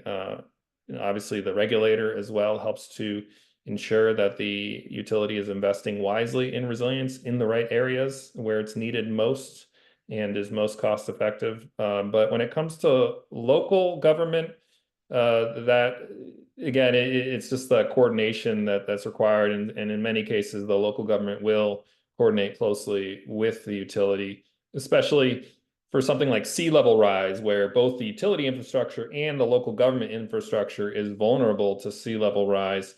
Many times they can coordinate funding and investments to, build a seawall or something to protect all infrastructure, not just, utility working alone or the local government working alone. But yeah, any other thoughts on that, Lisa or Myles? Yeah, state energy offices certainly have a role with respect to their state energy security plans and their other state plans. And hopefully, there's coordination between the utilities, regardless of the type of utility, and the state energy office on these things. And the Public Utility Commission, of course, has such a vital role in terms of setting safe filing requirements for grid resilience plans, which is something that Josh and I cover in the report that I put in the chat earlier on grid resilience plans. So, and then of course, certainly in terms of the cost recovery in rate cases, obviously the state public utility commissions, the utility regulators are playing a large role with respect to ensuring that the investments and other expenditures were appropriately prioritized and prudently implemented. Here's another great question. What happens when the utility is reluctant to approve the grid resilience roadmap? So we might have to ask about the terminology due to the significant investments required. So I think we might have first clarified like roles and responsibilities. Whose roadmap is it? If it's the utility equipment and expenditures, it's the utilities roadmap. But maybe we can broaden this to say, what if there's a reluctance on the part of the utility to make certain investments for, expenditures in improved vegetation management? Yeah, well, my first reaction to this question was that oftentimes it's the utility that proposes the investments, and the state might be reluctant to approve. The state regulator may be reluctant to approve those investments because it gets recovered through rates and might result in rate increases. like I'm experiencing in California, very high rate increases. But yeah, in some cases, the utility might be a little bit reluctant to do operational type investments because they get it's just a pass through typically in terms of the cost, and they don't get a rate of return on vegetation management.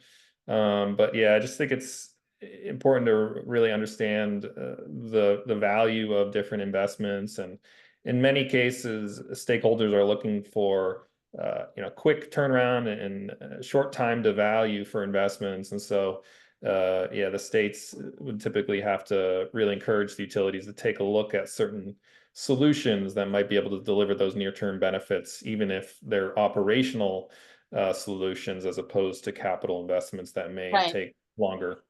Right, operating expenses, you certainly get, if it's prudently administered and the commission approves it, you'll get cost recovery on the operating expense, the expenditure. Capital investment, the utility has an opportunity, not a guarantee, but an opportunity to earn a return on, in addition to recovery of the cost. So that's what, just to be clear, that's what Josh was referring to. Okay, great. Well, thanks so much. We're right on time. Thanks, Josh, and Josh will be back at the very end. But next up, we have a great presentation from Myles Collins on a brand new project that DOE's Grid Deployment Office is funding on grid resilience data, metrics, and analyses. Myles? Thank you, Lisa, and thanks, Josh, for that presentation as well.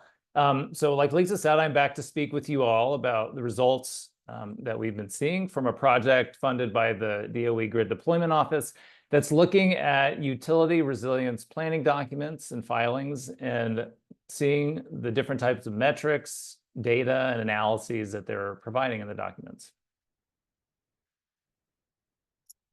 So a bit of background. We're seeing, as you've seen in the slide so far, an increase in the frequency and severity of extreme weather events. And as this is occurring, more states are establishing requirements for utilities to file resilience plans. And these plans can have a number of different objectives. The plans that are in scope for this study are those that are focused on resilience to extreme weather. So we're not looking so much at cybersecurity, physical security, and earthquakes, as they're not weather related. And the objectives drive the need for data, metrics, and analyses. However, many state regulators are not familiar with the data and metrics they can request. They don't know necessarily what's out there and why it's useful. So for areas, where metrics are more established, utilities do a lot of benchmarking. When it comes to areas like operations, customer satisfaction, and even blue sky reliability, utilities have very organized efforts across the country at taking the data that they have and comparing it to each other and benchmarking. The use of resilience metrics is relatively new. Regulators don't necessarily know what other jurisdictions are doing, and it may not be useful to do similar levels of rigorous metric level benchmarking in the future for resilience, but nonetheless, it's still helpful to see what's going on in other parts of the country, and in particular places where the hazards that a utility might face and the climate conditions are similar. So this report will provide guidance on grid resilience related data, metrics, and other information that states can request from utilities to improve decision making. And we'll give examples from regulatory requirements and proceedings from across the country. So what I'll be presenting today is a snapshot of what we're seeing in the plans in terms of the metrics data analyses. So it's not exhaustive, but it's geared at giving some useful examples for the time that we have. This map gives an overview of what we're looking at in terms of resilience planning documents. So overall, we've looked at close to 40 planning documents, and these documents have a few different forms. So they could be climate vulnerability assessments, climate change protection plans, distribution system plans, grid resilience plans. So they come in a number of different forms. Some cover all hazards, and some cover specific hazards. So some states, as Josh had mentioned, and I had mentioned in my presentation, Florida has storm protection plans. Out west, there's wildfire mitigation plans, and these cover specific hazards. Depending on where the utility is, they could have multiple types of these documents. So in California, for example, there's the vulnerability assessments, but then there's also wildfire mitigation plans. So the map here shows with these different colors, we have green indicating where requirements have been identified and that plans have been filed and we've reviewed them. The two blue states there, Hawaii and Connecticut, there are some requirements that we identify, but no utility plans have been filed yet. And then purple, Louisiana, indicates that requirements are underway.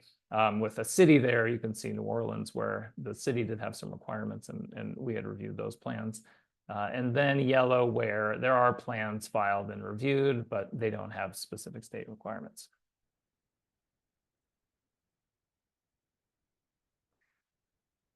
So after looking through reports and related information, we broke the information up into 5 key categories. And these categories align with what you saw in Gayathri's presentation earlier and also Tom's presentation. And I think it's important, the slides that Tom mentioned, where there might be, utilities may have slightly different names for different things and different kinds of metrics or different kinds of data. But these do line up. And what we have, I'll go from left to right here, and I'll cover each of these in a bit more detail and give some examples. But we have the exposure data and metrics. So this is really looking at where and to what degree are utility assets exposed to hazards. So what are the characteristics of the hazards, and where's the utility exposure? It covers attribute data and metrics. So this is looking at the system characteristics, which could indicate that the asset is more sensitive to an event, or perhaps could be more resilient to an event. Performance metrics. So these are consequences of the climate hazards on the utility system, and they can be used to measure the performance of these measures. And this has been touched on and a few times throughout this training session, but this has to do with outages. Are there fewer after you put the resilience measures in? So we'll touch on a number of those metrics as well. Analyses, so methods for, among other things, assessing risk and prioritizing investments across multiple criteria. And what are we seeing? And prioritization metrics. So these are metrics that are out in the plans that utilities are using now to prioritize investments. So starting off with the exposure data and metrics, we have a few different boxes here that we're giving some examples. So what we put into this category is data and metrics. First of all, on the characteristics of a hazard. And Tom covered this in great detail, but depending on what the resilience planning document is, we're looking at different types of extreme weather events. So we could get coastal flooding, extent, and depth.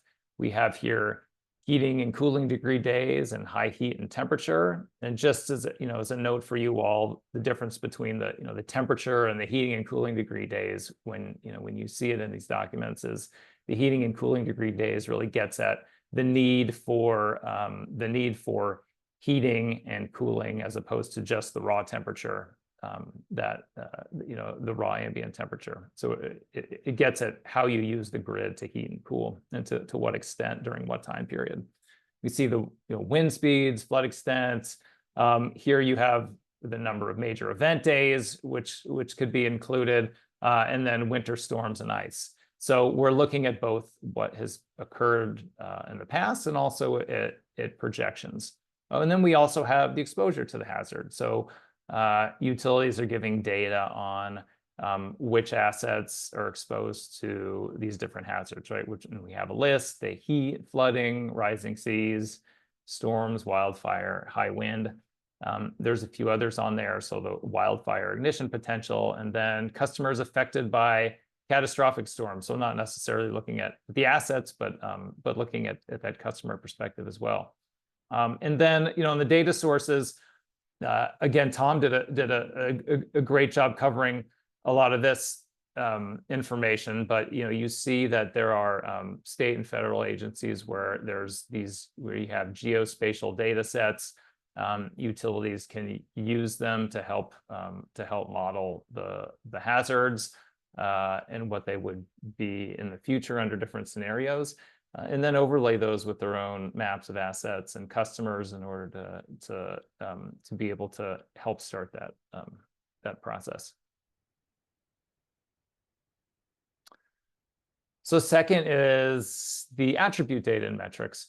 So this is looking at information that helps to characterize whether that asset or whether a community might be sensitive to damage from a particular hazard. On the left there, we have a few examples of metrics where we're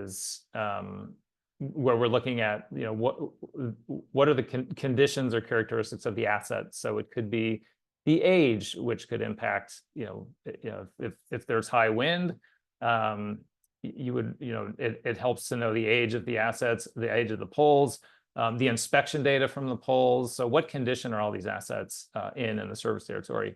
So other examples or whether there are transformers meeting the latest temperature specs, the number of circuit miles undergrounded, probability of asset caused ignition, how much of the conductor is covered, and then a rather unique one at the bottom there, which is how much time does it take to get clearance permissions from local agencies for vegetation management. If we move on to the right, we see just a couple examples which align with what Tom had explained as more adaptive capacity. So this is this also gets at how sensitive these the communities are.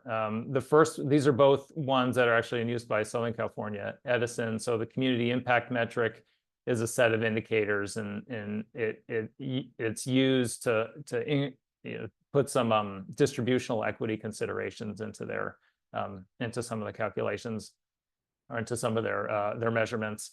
And then the community resilience metric is actually it has 25 indicators that include community sensitivity, health risks, housing quality, pollution burden, and a number of other socioeconomic factors. Getting into performance metrics, we have a few slides here.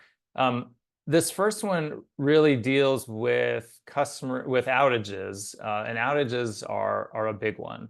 And they're an interesting one too, I think. The number, we start out at the top, and we'll start out kind of basic here with just the outage events and causes.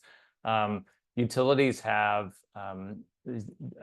databases that include a lot of information about power outages. You can look strictly at events. So how many outages were there? Where were they?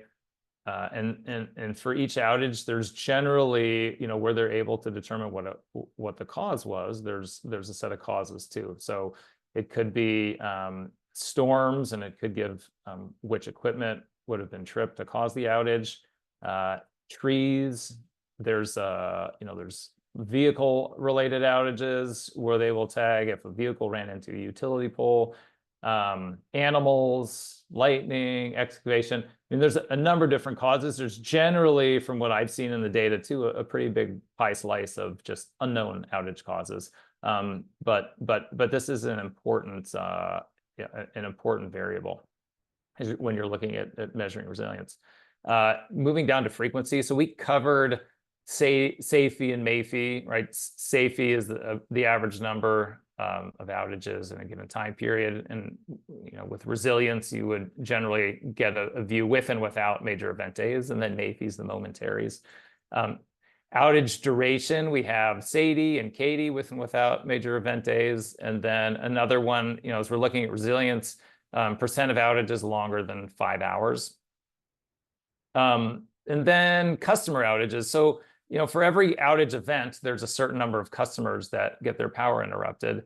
And looking at customer outages, it allows you to weight the outage by the number of customers impacted. So, there might be one outage event, but it impacts 1,000 customers. So that would be 1,000 customer outages. And using this customer perspective, you would have there's a metric called customer minutes interrupted. So how many customer minutes of outages were there in a particular time frame? If customers experiencing multiple interruptions is another metric that we see out there, and then customers experiencing long interruption durations.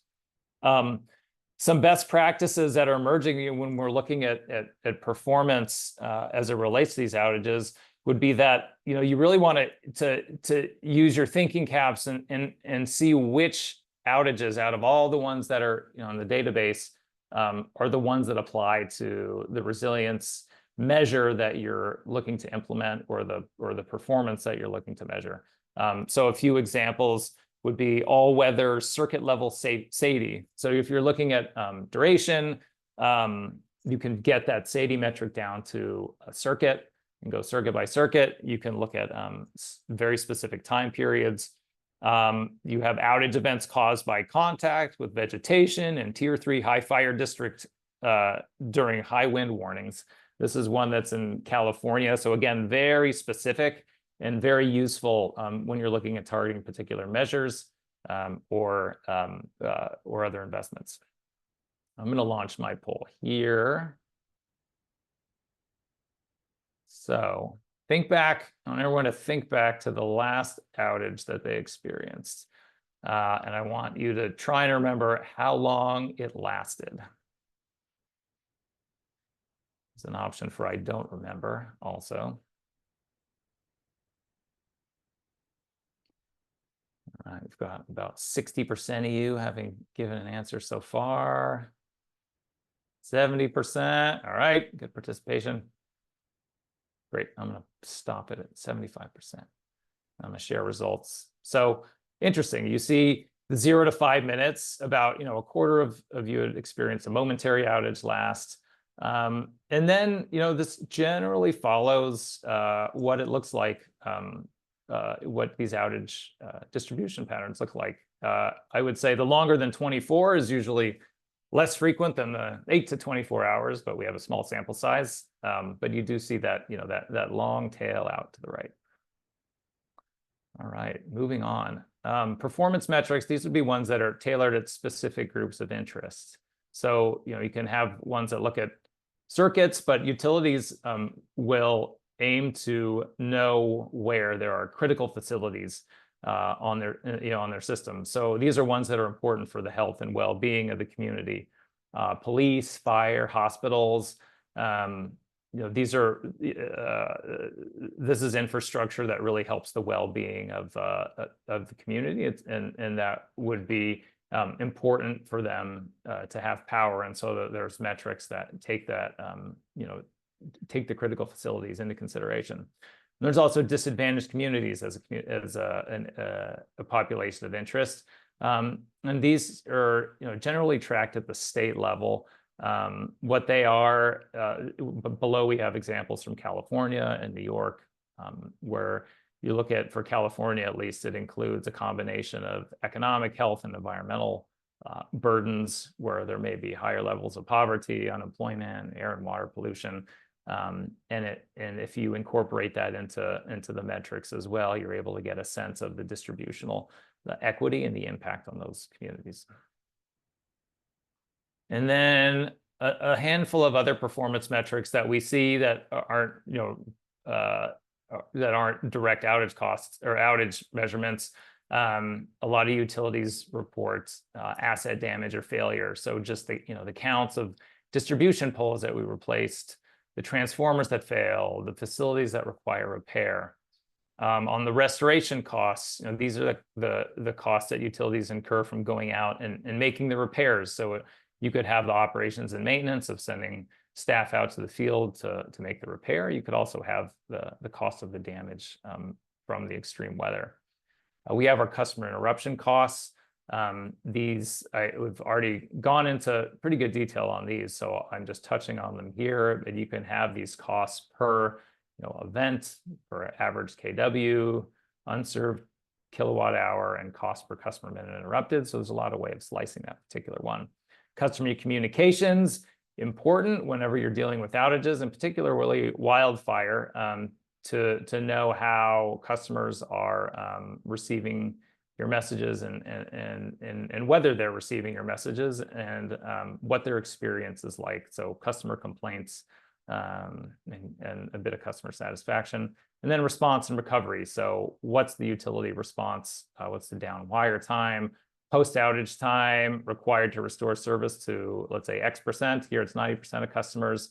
And then how many staff hours are needed for that recovery. And finally, I'll touch on the performance metrics for public safety power shutoffs. This is an interesting one because it's a measure for preventing wildfire, but it's also, we're also in this case trying to make the grid resilient to wind, so that in areas of high fire danger, we don't get high winds that blow over lines, or vegetation that falls into lines. And in those cases, we have these, or in the cases where there's high risk in Western states, we have these public safety power shutoffs where they will shut off power on purpose in order to deactivate the line and prevent wildfire. So there are, in California, I think probably the most extensive set of metrics that we've seen are, there's hundreds of them that the utilities will fill out on a quarterly basis just on wildfire, and there's a number of different dimensions. I think an important thing to note about this, and as it relates to public safety power shutoffs, is that in California there is what's called inverse condemnation, where utilities or the IOUs are liable for damages caused by or if there's a fire that's caused by a utility asset, and that's unique to California. And there are, I think, understandable in that sense, like why these types of metrics related to wildfire would be tracked so closely and carefully. And then I am at time. I only have 2 slides here left. So yeah, go ahead and finish those, Myles. Yeah. Okay. And I have so looking at the analyses and the resilience plan. So again, this is not an exhaustive list, but we're looking. I had covered benefit cost analysis, and that's something that we see out in the plans, and I gave a couple examples here. And then the second one being the multi-criteria assessment. So you're looking at a number of different ways of looking at the different criteria, putting them together and assessing them without monetizing all of the benefits there. One note on this is that there was in California a switch from the multi-criteria assessment direction that the Utility Commission had given to a benefit cost analysis framework, where we'll start seeing more of those starting in 2024. So they gave those monetization values that the utilities should use for some of those difficult benefits to quantify that we had discussed, and so utilities will be moving forward with those. Skipping down one to the business case justification framework, that's another multi-criteria assessment. So it's one that's out in New York, and it's looking at system reliability, resilience, safety, and criticality in order to weight the end result. The pre-post analysis, this is covering attempts that utilities have made to look before and after a resilience investment. For example, Florida the utilities there, FPL, they have hurricanes come in, and they can take a look at, estimating what the result would have been of the hurricanes that had come through, both if they hadn't done the storm hardening and also with the storm hardening. So they have a pretty good job of taking a look at it measuring that pre-post impact. And then at the bottom we have wildfire risk for some of the Western states. And then finally, the prioritization metrics. So these are neat, and we've covered some of these already before, but this is what comes out of the analyses. Just this is just a few examples, but what comes out in order to help us prioritize these investments. So the benefit cost ratio, right? The monetized benefits divided by the monetized present value of costs. And if the ratio is over 1, then the benefits would outweigh the costs. Risk spend efficiency and value spend efficiency. So this is looking at, you look at that for risk spend efficiency, the risk reduction you get. And you can look at, dollars per risk reduction. And same with value spend efficiency. So you have a multi-criteria assessment that represents the value from a particular set of measures, and you're able to do, again, a dollars per value. And then finally, at the bottom, this one doesn't take into account the costs, but there are different indicators that utilities will use to target their investments. And this particular one was a formula where you incorporate 3 of the different resilience metrics in addition to breaker lockouts, and they have a formula there, and then they would rank the different circuits based on performance using that formula. And that concludes my presentation. Happy to take a few questions here. And again, I have the contact information up as well. So, feel free to reach out, questions if you have ideas. I'd love to hear from you. Or if you'd like to review the draft report when it's available. Absolutely, yes. And then you get the report early. So reach out to Myles. All right, I don't see any questions in the chat box. Does anyone? Oh, here's one. Several of us are involved in 40101D. Grid resilience grant programs. What resources would you recommend that can help us evaluate whether a project, like undergrounding, wood to iron poles, whatever, is a good investment for the risks that have been deduced? So we're looking for the best resources for evaluation. Josh and Myles. Yeah, I think, when you're looking at these, Josh can, I think, speak for some of these mitigation measures, but resources, a lot of the studies that we've cited here in the examples, they're in the decks that we're posting on there. So if you see something, maybe there's been similar hazards that have been addressed, or similar types of mitigation measures that you're looking at, I would suggest just going in to look at what those utilities have done, and seeing what resources they used. I think coming out of this report, we plan on including a lot of the resources there. But in terms of in terms of evaluating a particular project, I think speaking with people, looking at what's already been done, and then even a combination of those, we're happy to try and put you in touch with with folks who've been directly involved in some of that. And part of this is prioritization, right? There's lots that you could do. So the slides that we've covered already on prioritization are pretty relevant. Josh, do you have a response as well?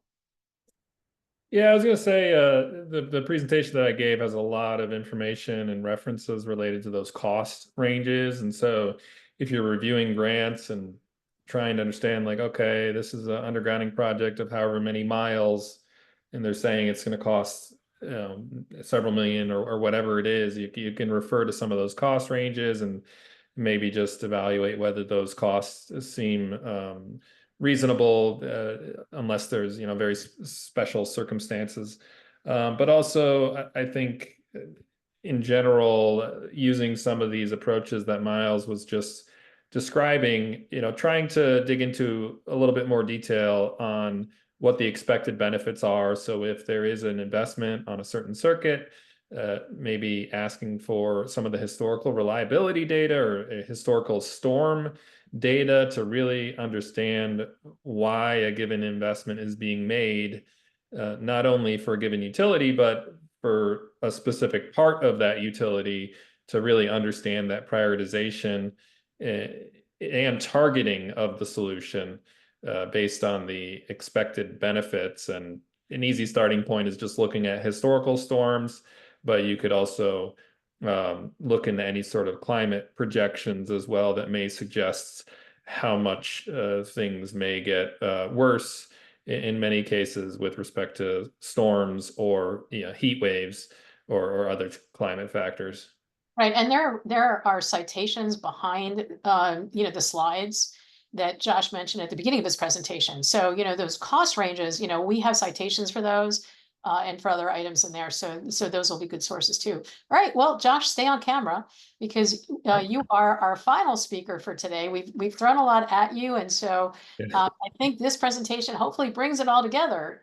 Given the vulnerabilities and your assessment of the risks, and all the strategies that you could consider and all the data and metrics and tools, what should grid resilience plans include? So Josh's presentation here is based on a report that he and I put together for the U.S. Department of Energy that I put in the chat previously, and also is available in the link to the slides. Josh? All right, thanks. You've already covered some of the presentation there. So we'll hop on to the next slide here. And here's a look at that map of billion-dollar weather and climate disasters by NOAA, the National Oceanic and Atmospheric Administration, in 2023. And so this was the worst year on record, even after adjusting for inflation, when it comes to the number of these weather and climate disasters. And another interesting thing from this data is that all 50 states have been impacted by at least one of these billion-dollar disasters in the past 10 years. So this is a major issue with the increasing frequency and severity, as well as just the cost increasing associated with restoration. So, for example, Hawaii did not have any disasters of this magnitude for over 30 years. And then they had the catastrophic firestorm last August that destroyed Lahaina. So it just goes to show you that, you could not have one of these disasters hit your area for a very long time. Like in this map, you don't see any wildfires out west last year, but before that, in the years before that, the wildfires were the big major disaster that, bankrupted one of the largest utilities. So yeah, it's just important to really understand the trends in these disasters, like many of the speakers have said before, and plan proactively so that you can respond better and reduce restoration costs as well, and outages, of course. Also, 2023 was the hottest year on record worldwide. So there are just issues with the broader warming trend that leads to resilience issues associated with extreme heat, leading to system peaks and potential outages under those types of situations. Next slide. All right, let's go on to a poll. Which state was the first to require that utilities file standalone plans to improve grid resilience in response to extreme weather? So we got New York, Florida, Oregon, Texas, Maine, and California.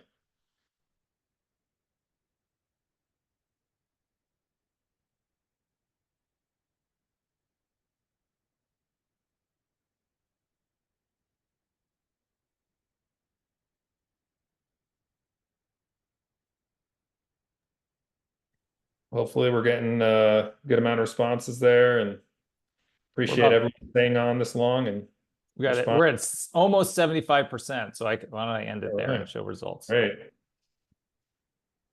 Thanks, everybody. All right, we have California first and Florida second. Very good. So this was a bit of a trick question because debatably Florida and California are both the right answer. California, with those horrible fires that caused the bankruptcy of PG&E back in 2018, had a Senate bill in 2019 that kicked off the wildfire mitigation plan process. But right around that same time, Florida had the storm protection plans that were set in place. Oregon does have wildfire mitigation plans, but that was put in place more recently. New York has the climate change vulnerability studies that also went in place more recently. And Texas just filed their resilience plan requirements. All right, thanks for the responses there. And so here's the map of the states that are responding with resilience planning requirements due to the extreme weather risk. So this is similar to the map that Myles presented earlier. So in the interest of time, I think we'll jump on to the next slide. And yeah, so this is the report that Lisa was just mentioning. And I think this could be helpful actually to address the question that was raised by Elisa, I believe, about evaluating investments. And so this resilience plan template that Lisa and I developed with input from many utilities and states and Department of Energy folks, other labs. It was a really great collaboration to put together this report and then the accompanying resilience plan template that utilities can adapt to their own needs. And there's an editable Word document version available online, which you can go to at that link. And that is something that you can also use in the context of evaluating 401(d) grants and understanding if you're looking at these applications, did they tick some of these boxes, as you can see in this bulleted list of items here in the template, in terms of making the case and laying out the plan for these investments and talking about how these investments are tied to needs that stakeholders have expressed, or the local community, as well as the potential costs and benefits and how they've been evaluated. So this template is just an easy document. It is 9 pages, but it's easy bullet point form to help you assess potential grant applications, even if you're not necessarily asking them to put together a whole resilience plan, of course. Next page or slide. All right, so we'll just take a look into emerging best practices. So as part of putting together that resilience plan template, we reviewed those state requirements from the map that shows all the states that have resilience plan requirements in place, and then put together this set of best practices. So first off, in terms of the hazards in scope, we found that it's just really important that resilience plans provide a summary of all hazards analyzed and the resulting vulnerability assessment. And so that just helps really make it clear just in terms of here are the hazards that this plan initially considered in the initial process. Maybe you didn't evaluate all of them. You didn't do climate projections for every single possible hazard, but you focused in maybe on high winds, flooding, and then you lay out a matrix that summarizes the results of that vulnerability assessment. And so it's just really important to be clear on what was covered and what wasn't, and then the things that really do go into detail, laying out the resulting vulnerability assessment. And I'll show an example of that in a moment. Secondly, in terms of planning horizon and frequency, given the long-term nature of most resilience investments, the plans can have a planning horizon of at least 10 years. And more detail can be provided in the first 3 to 5 years, and then you can update it every 3 to 5 years. So this is what seems to happen with a lot of the resilience plan requirements, with the exception being wildfire mitigation plans, which have more of a short-term horizon and are actually updated every single year in California, with 1,000-page plans in the case of PG&E. Next slide. In terms of the measures and scope, when putting together a resilience plan or reviewing a resilience plan, it's important to consider the most viable resilience measures, including changes to planning and operational practices. And so in some cases, when states have set the requirements for resilience plans, they've specifically called out undergrounding as something they want the utilities to look into. Vegetation management, whether it's wildfire risk or risk of outages due to storms, it's something that resilience plan requirements call out specifically, and as well as some issues that arose from storms in Connecticut, like Tropical Storm Isaias, with respect to line worker staffing and forecasting the severity of storms, as well as with Winter Storm Uri and the gas electric dependencies and how that caused issues a few years ago when Texas had rolling blackouts due to the winter storm.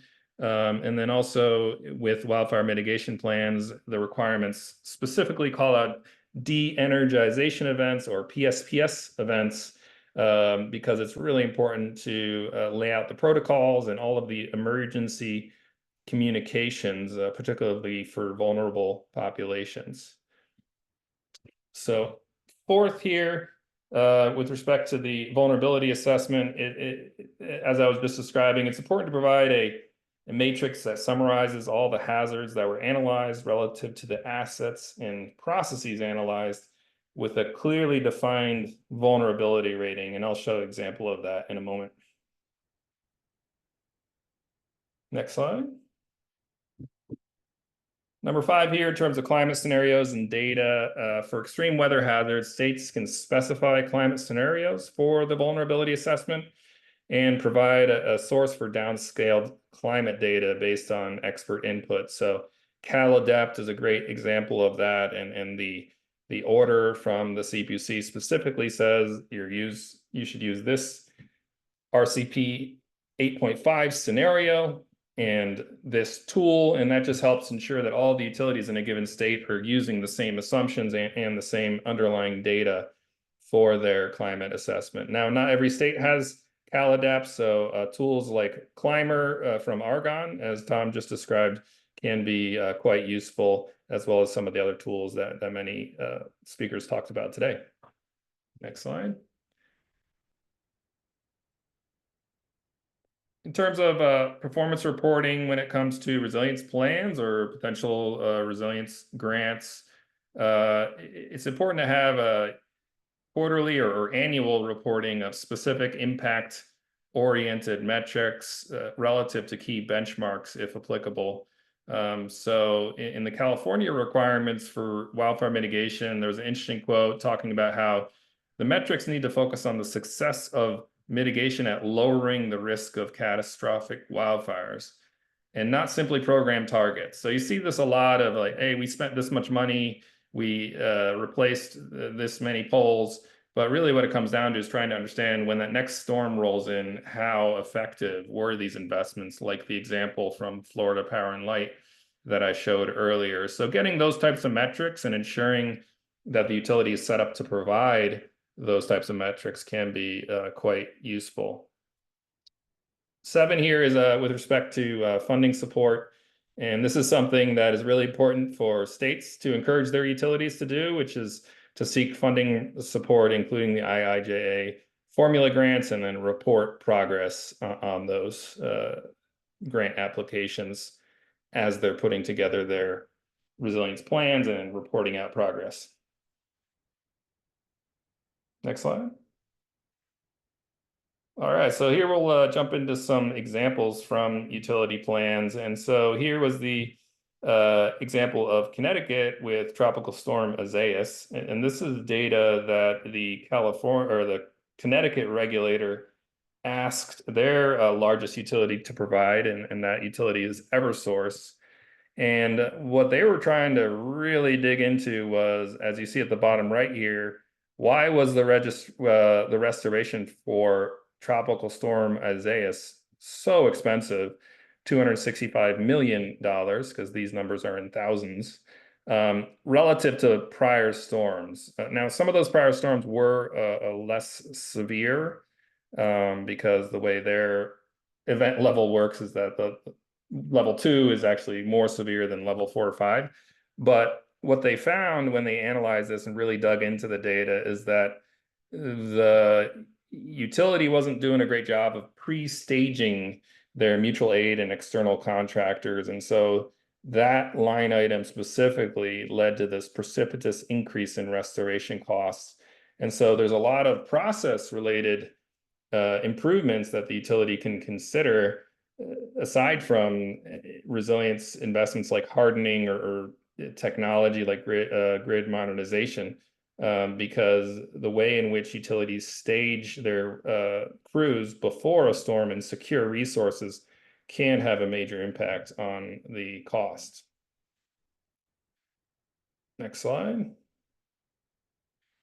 Here's a look at an example from Holy Cross Energy, which is a cooperative utility, I believe, in Colorado that's facing wildfire risk. And this is an example of just using GIS. So I'd say if any of you have GIS capabilities, that's something that you can definitely apply in resilience planning, because in the end, what you're trying to do is really map the utility infrastructure and how that relates to customers, geographic factors like vegetation, as well as climate factors in terms of the increasing potential frequency and severity of storms or floods over time. And so I would just emphasize here that there's a lot of really great analysis that can be done with GIS capabilities to really pinpoint what are the highest risk areas and assets that could be at highest risk that may require resilience investment. And as part of reviewing a grant as well, you could ask for that type of information to really understand that to ensure that the investments are being targeted appropriately based on those factors. So here's a look at one of the vulnerability matrices that I was describing. And so as you can see here, this is Con Ed, New York City, the 5 boroughs, their climate change vulnerability study. And so it's if you look at one of these vulnerability studies, like PG&E's I was looking at yesterday, 600 pages. It's very dense, a lot of information. And so having a summary like this is really important. And so as you can see along the top row there, it's just very clearly showing here are our priority hazards for New York City when it comes to the utility. Temperature and their so-called temperature variable, which is basically extreme heat that considers humidity as well as temperature. Secondly is flooding, and third is wind as well as ice. And so it's mapping those 3 hazards, and they did a whole bunch of climate projections, and there's a lot of information in the report on that. But then it's very clearly showing along the first column there, what are all the asset areas? And then you see this matrix that maps each hazard to each of the asset areas and says, this is a primary vulnerability, this is a secondary vulnerability, and this is a low vulnerability. And so this is just a great way of summarizing a study that looks at climate change vulnerability or other types of resilience plans. And it really just helps everyone understand, like, what is the result of this study and what are we going to focus on based on what's been analyzed and identified as the priority hazards, as well as how they may impact specific asset areas. But then again, you can build on that to get into the GIS analysis to understand, like, okay, the area and unit substations, maybe they're very vulnerable to flooding, but depending on the GIS analysis and the the elevation, that can have a huge impact on which specific substations are most vulnerable to flooding, and make the appropriate investments accordingly, as opposed to trying to invest in very expensive solutions across the entire service territory. Next slide. And again, with this study, it was also very good at just clearly defining what the vulnerability rating is and why they would rate something as low, secondary, and primary in terms of vulnerability. Next slide. Here's a look at a Duke study, which is similar in terms of summarizing, in this case, process areas, and then developing a risk score for, in this case, it's more looking at climate in general. They didn't break out all the individual hazards, but it was still, I think, a good summary of the specific process areas for the utility, because that's where things can break down a lot. And as you can see it with the quote on the right there, they're indicating why asset management is something that they've flagged as highly vulnerable to climate change, because they need to make sure they improve their standards over time to account for changes in climate, and make sure there's this weather readiness and potential need to increase standards as they're replacing assets once they come to the end of their life or the asset fails. Next slide. And here's the vulnerability rating that's been defined for both the asset areas as well as the planning and operational areas. So these are just examples of how to summarize in a easy to understand way the results of a climate risk or resilience study. Next slide. Here is a look at Tampa Electric and their storm protection plan from 2022. So hopefully they put some of these investments in place and they're benefiting from them right about now as that storm is hitting that area. And Tampa Electric is not a particularly large utility. I think they're in the hundreds of thousands of customers. But as you can see here, they've proposed in their last storm protection plan a $1.6 billion investment. And what I like about this graphic is that it shows with that gray vertical line where they've pinpointed the optimal set of investments. And then the three lines at the top indicate where you can kind of find that point of diminishing returns for the different set of resilience investments and the amount of budget that you allocate to it. And it's also looking at across different storm scenarios. And so this is, I think, a good approach that really lays out and helps everyone understand that even for this utility, which is fairly small, there's a lot of value in investing up to this, $1.6 billion value, which is, fairly significant for a utility of that size. Next slide. All right, so I think that does it for me. Just some next steps to think about. This was originally as part of a training for states, so that included public utilities commissions and state energy offices. But my understanding is many of you are supporting those very organizations. So I would just say for public utility commissions, it's really important to consider using this template for resilience plans and having it align with integrated distribution system plans. And it can just really help facilitate development of plan requirements so the utilities know what is expected in terms of summarizing their plan, and then also facilitate with the review of filed plans. And in the end, it just helps reduce the burden of review by using a standard format across regulated utilities. This is something actually, I was just at a workshop in California and the CPUC was complaining about how they got this plan from PG&E that's like 600 pages, and then it's very different from the SCE one, and they're having trouble comparing them because there isn't a standard template. Even if there's standard requirements, there isn't a standard report template. And so that's what our template seeks to do. As for state energy offices, one thing that we emphasize is really working with climate experts at leading universities in your state to develop extreme weather forecasts for a variety of climate hazards and downscale them for your state. And this is just a critical step to ensure consistency of data sources and scenarios. But also if you're in a grant review process, many of the points here that apply to utilities commissions can also apply to a grant review process in terms of using the template to assess those applications. And then finally, your industry professionals, which is all of you, from my understanding, I'd say just get started and grow capabilities, support a vulnerability assessment. And that doesn't necessarily mean you need to do a 600-page one, but you can focus on one or two priority hazards for the area that you're focused on, and try to develop some of those GIS capabilities of mapping the infrastructure and understanding where the risks are and where the priorities are, and just really learn from that process and continue iterating as planning practices evolve. Nobody has figured this out, so what you might be doing could be leading edge and may be something we all point to down the line as being a great practice. So that makes it exciting, though, in that it's not fully established, and there's a lot of room for improvement and innovation with the planning practices. And then finally, incorporating stakeholder input and state and local objectives with each iteration.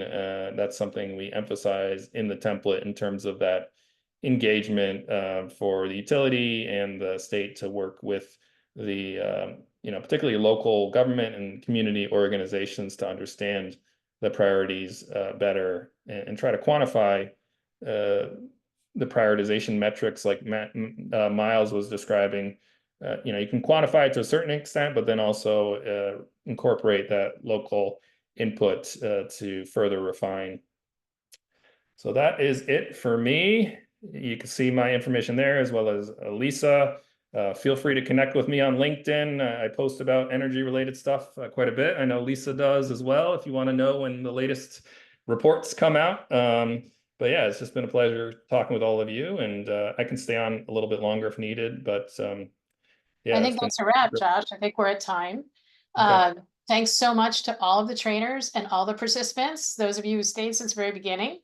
This recording will be posted at the same link we provided where the slides are. And remember, you can register for the October 31st training on integrated resource planning. All right, we'll see you soon. Thanks a lot. Bye-bye. Bye.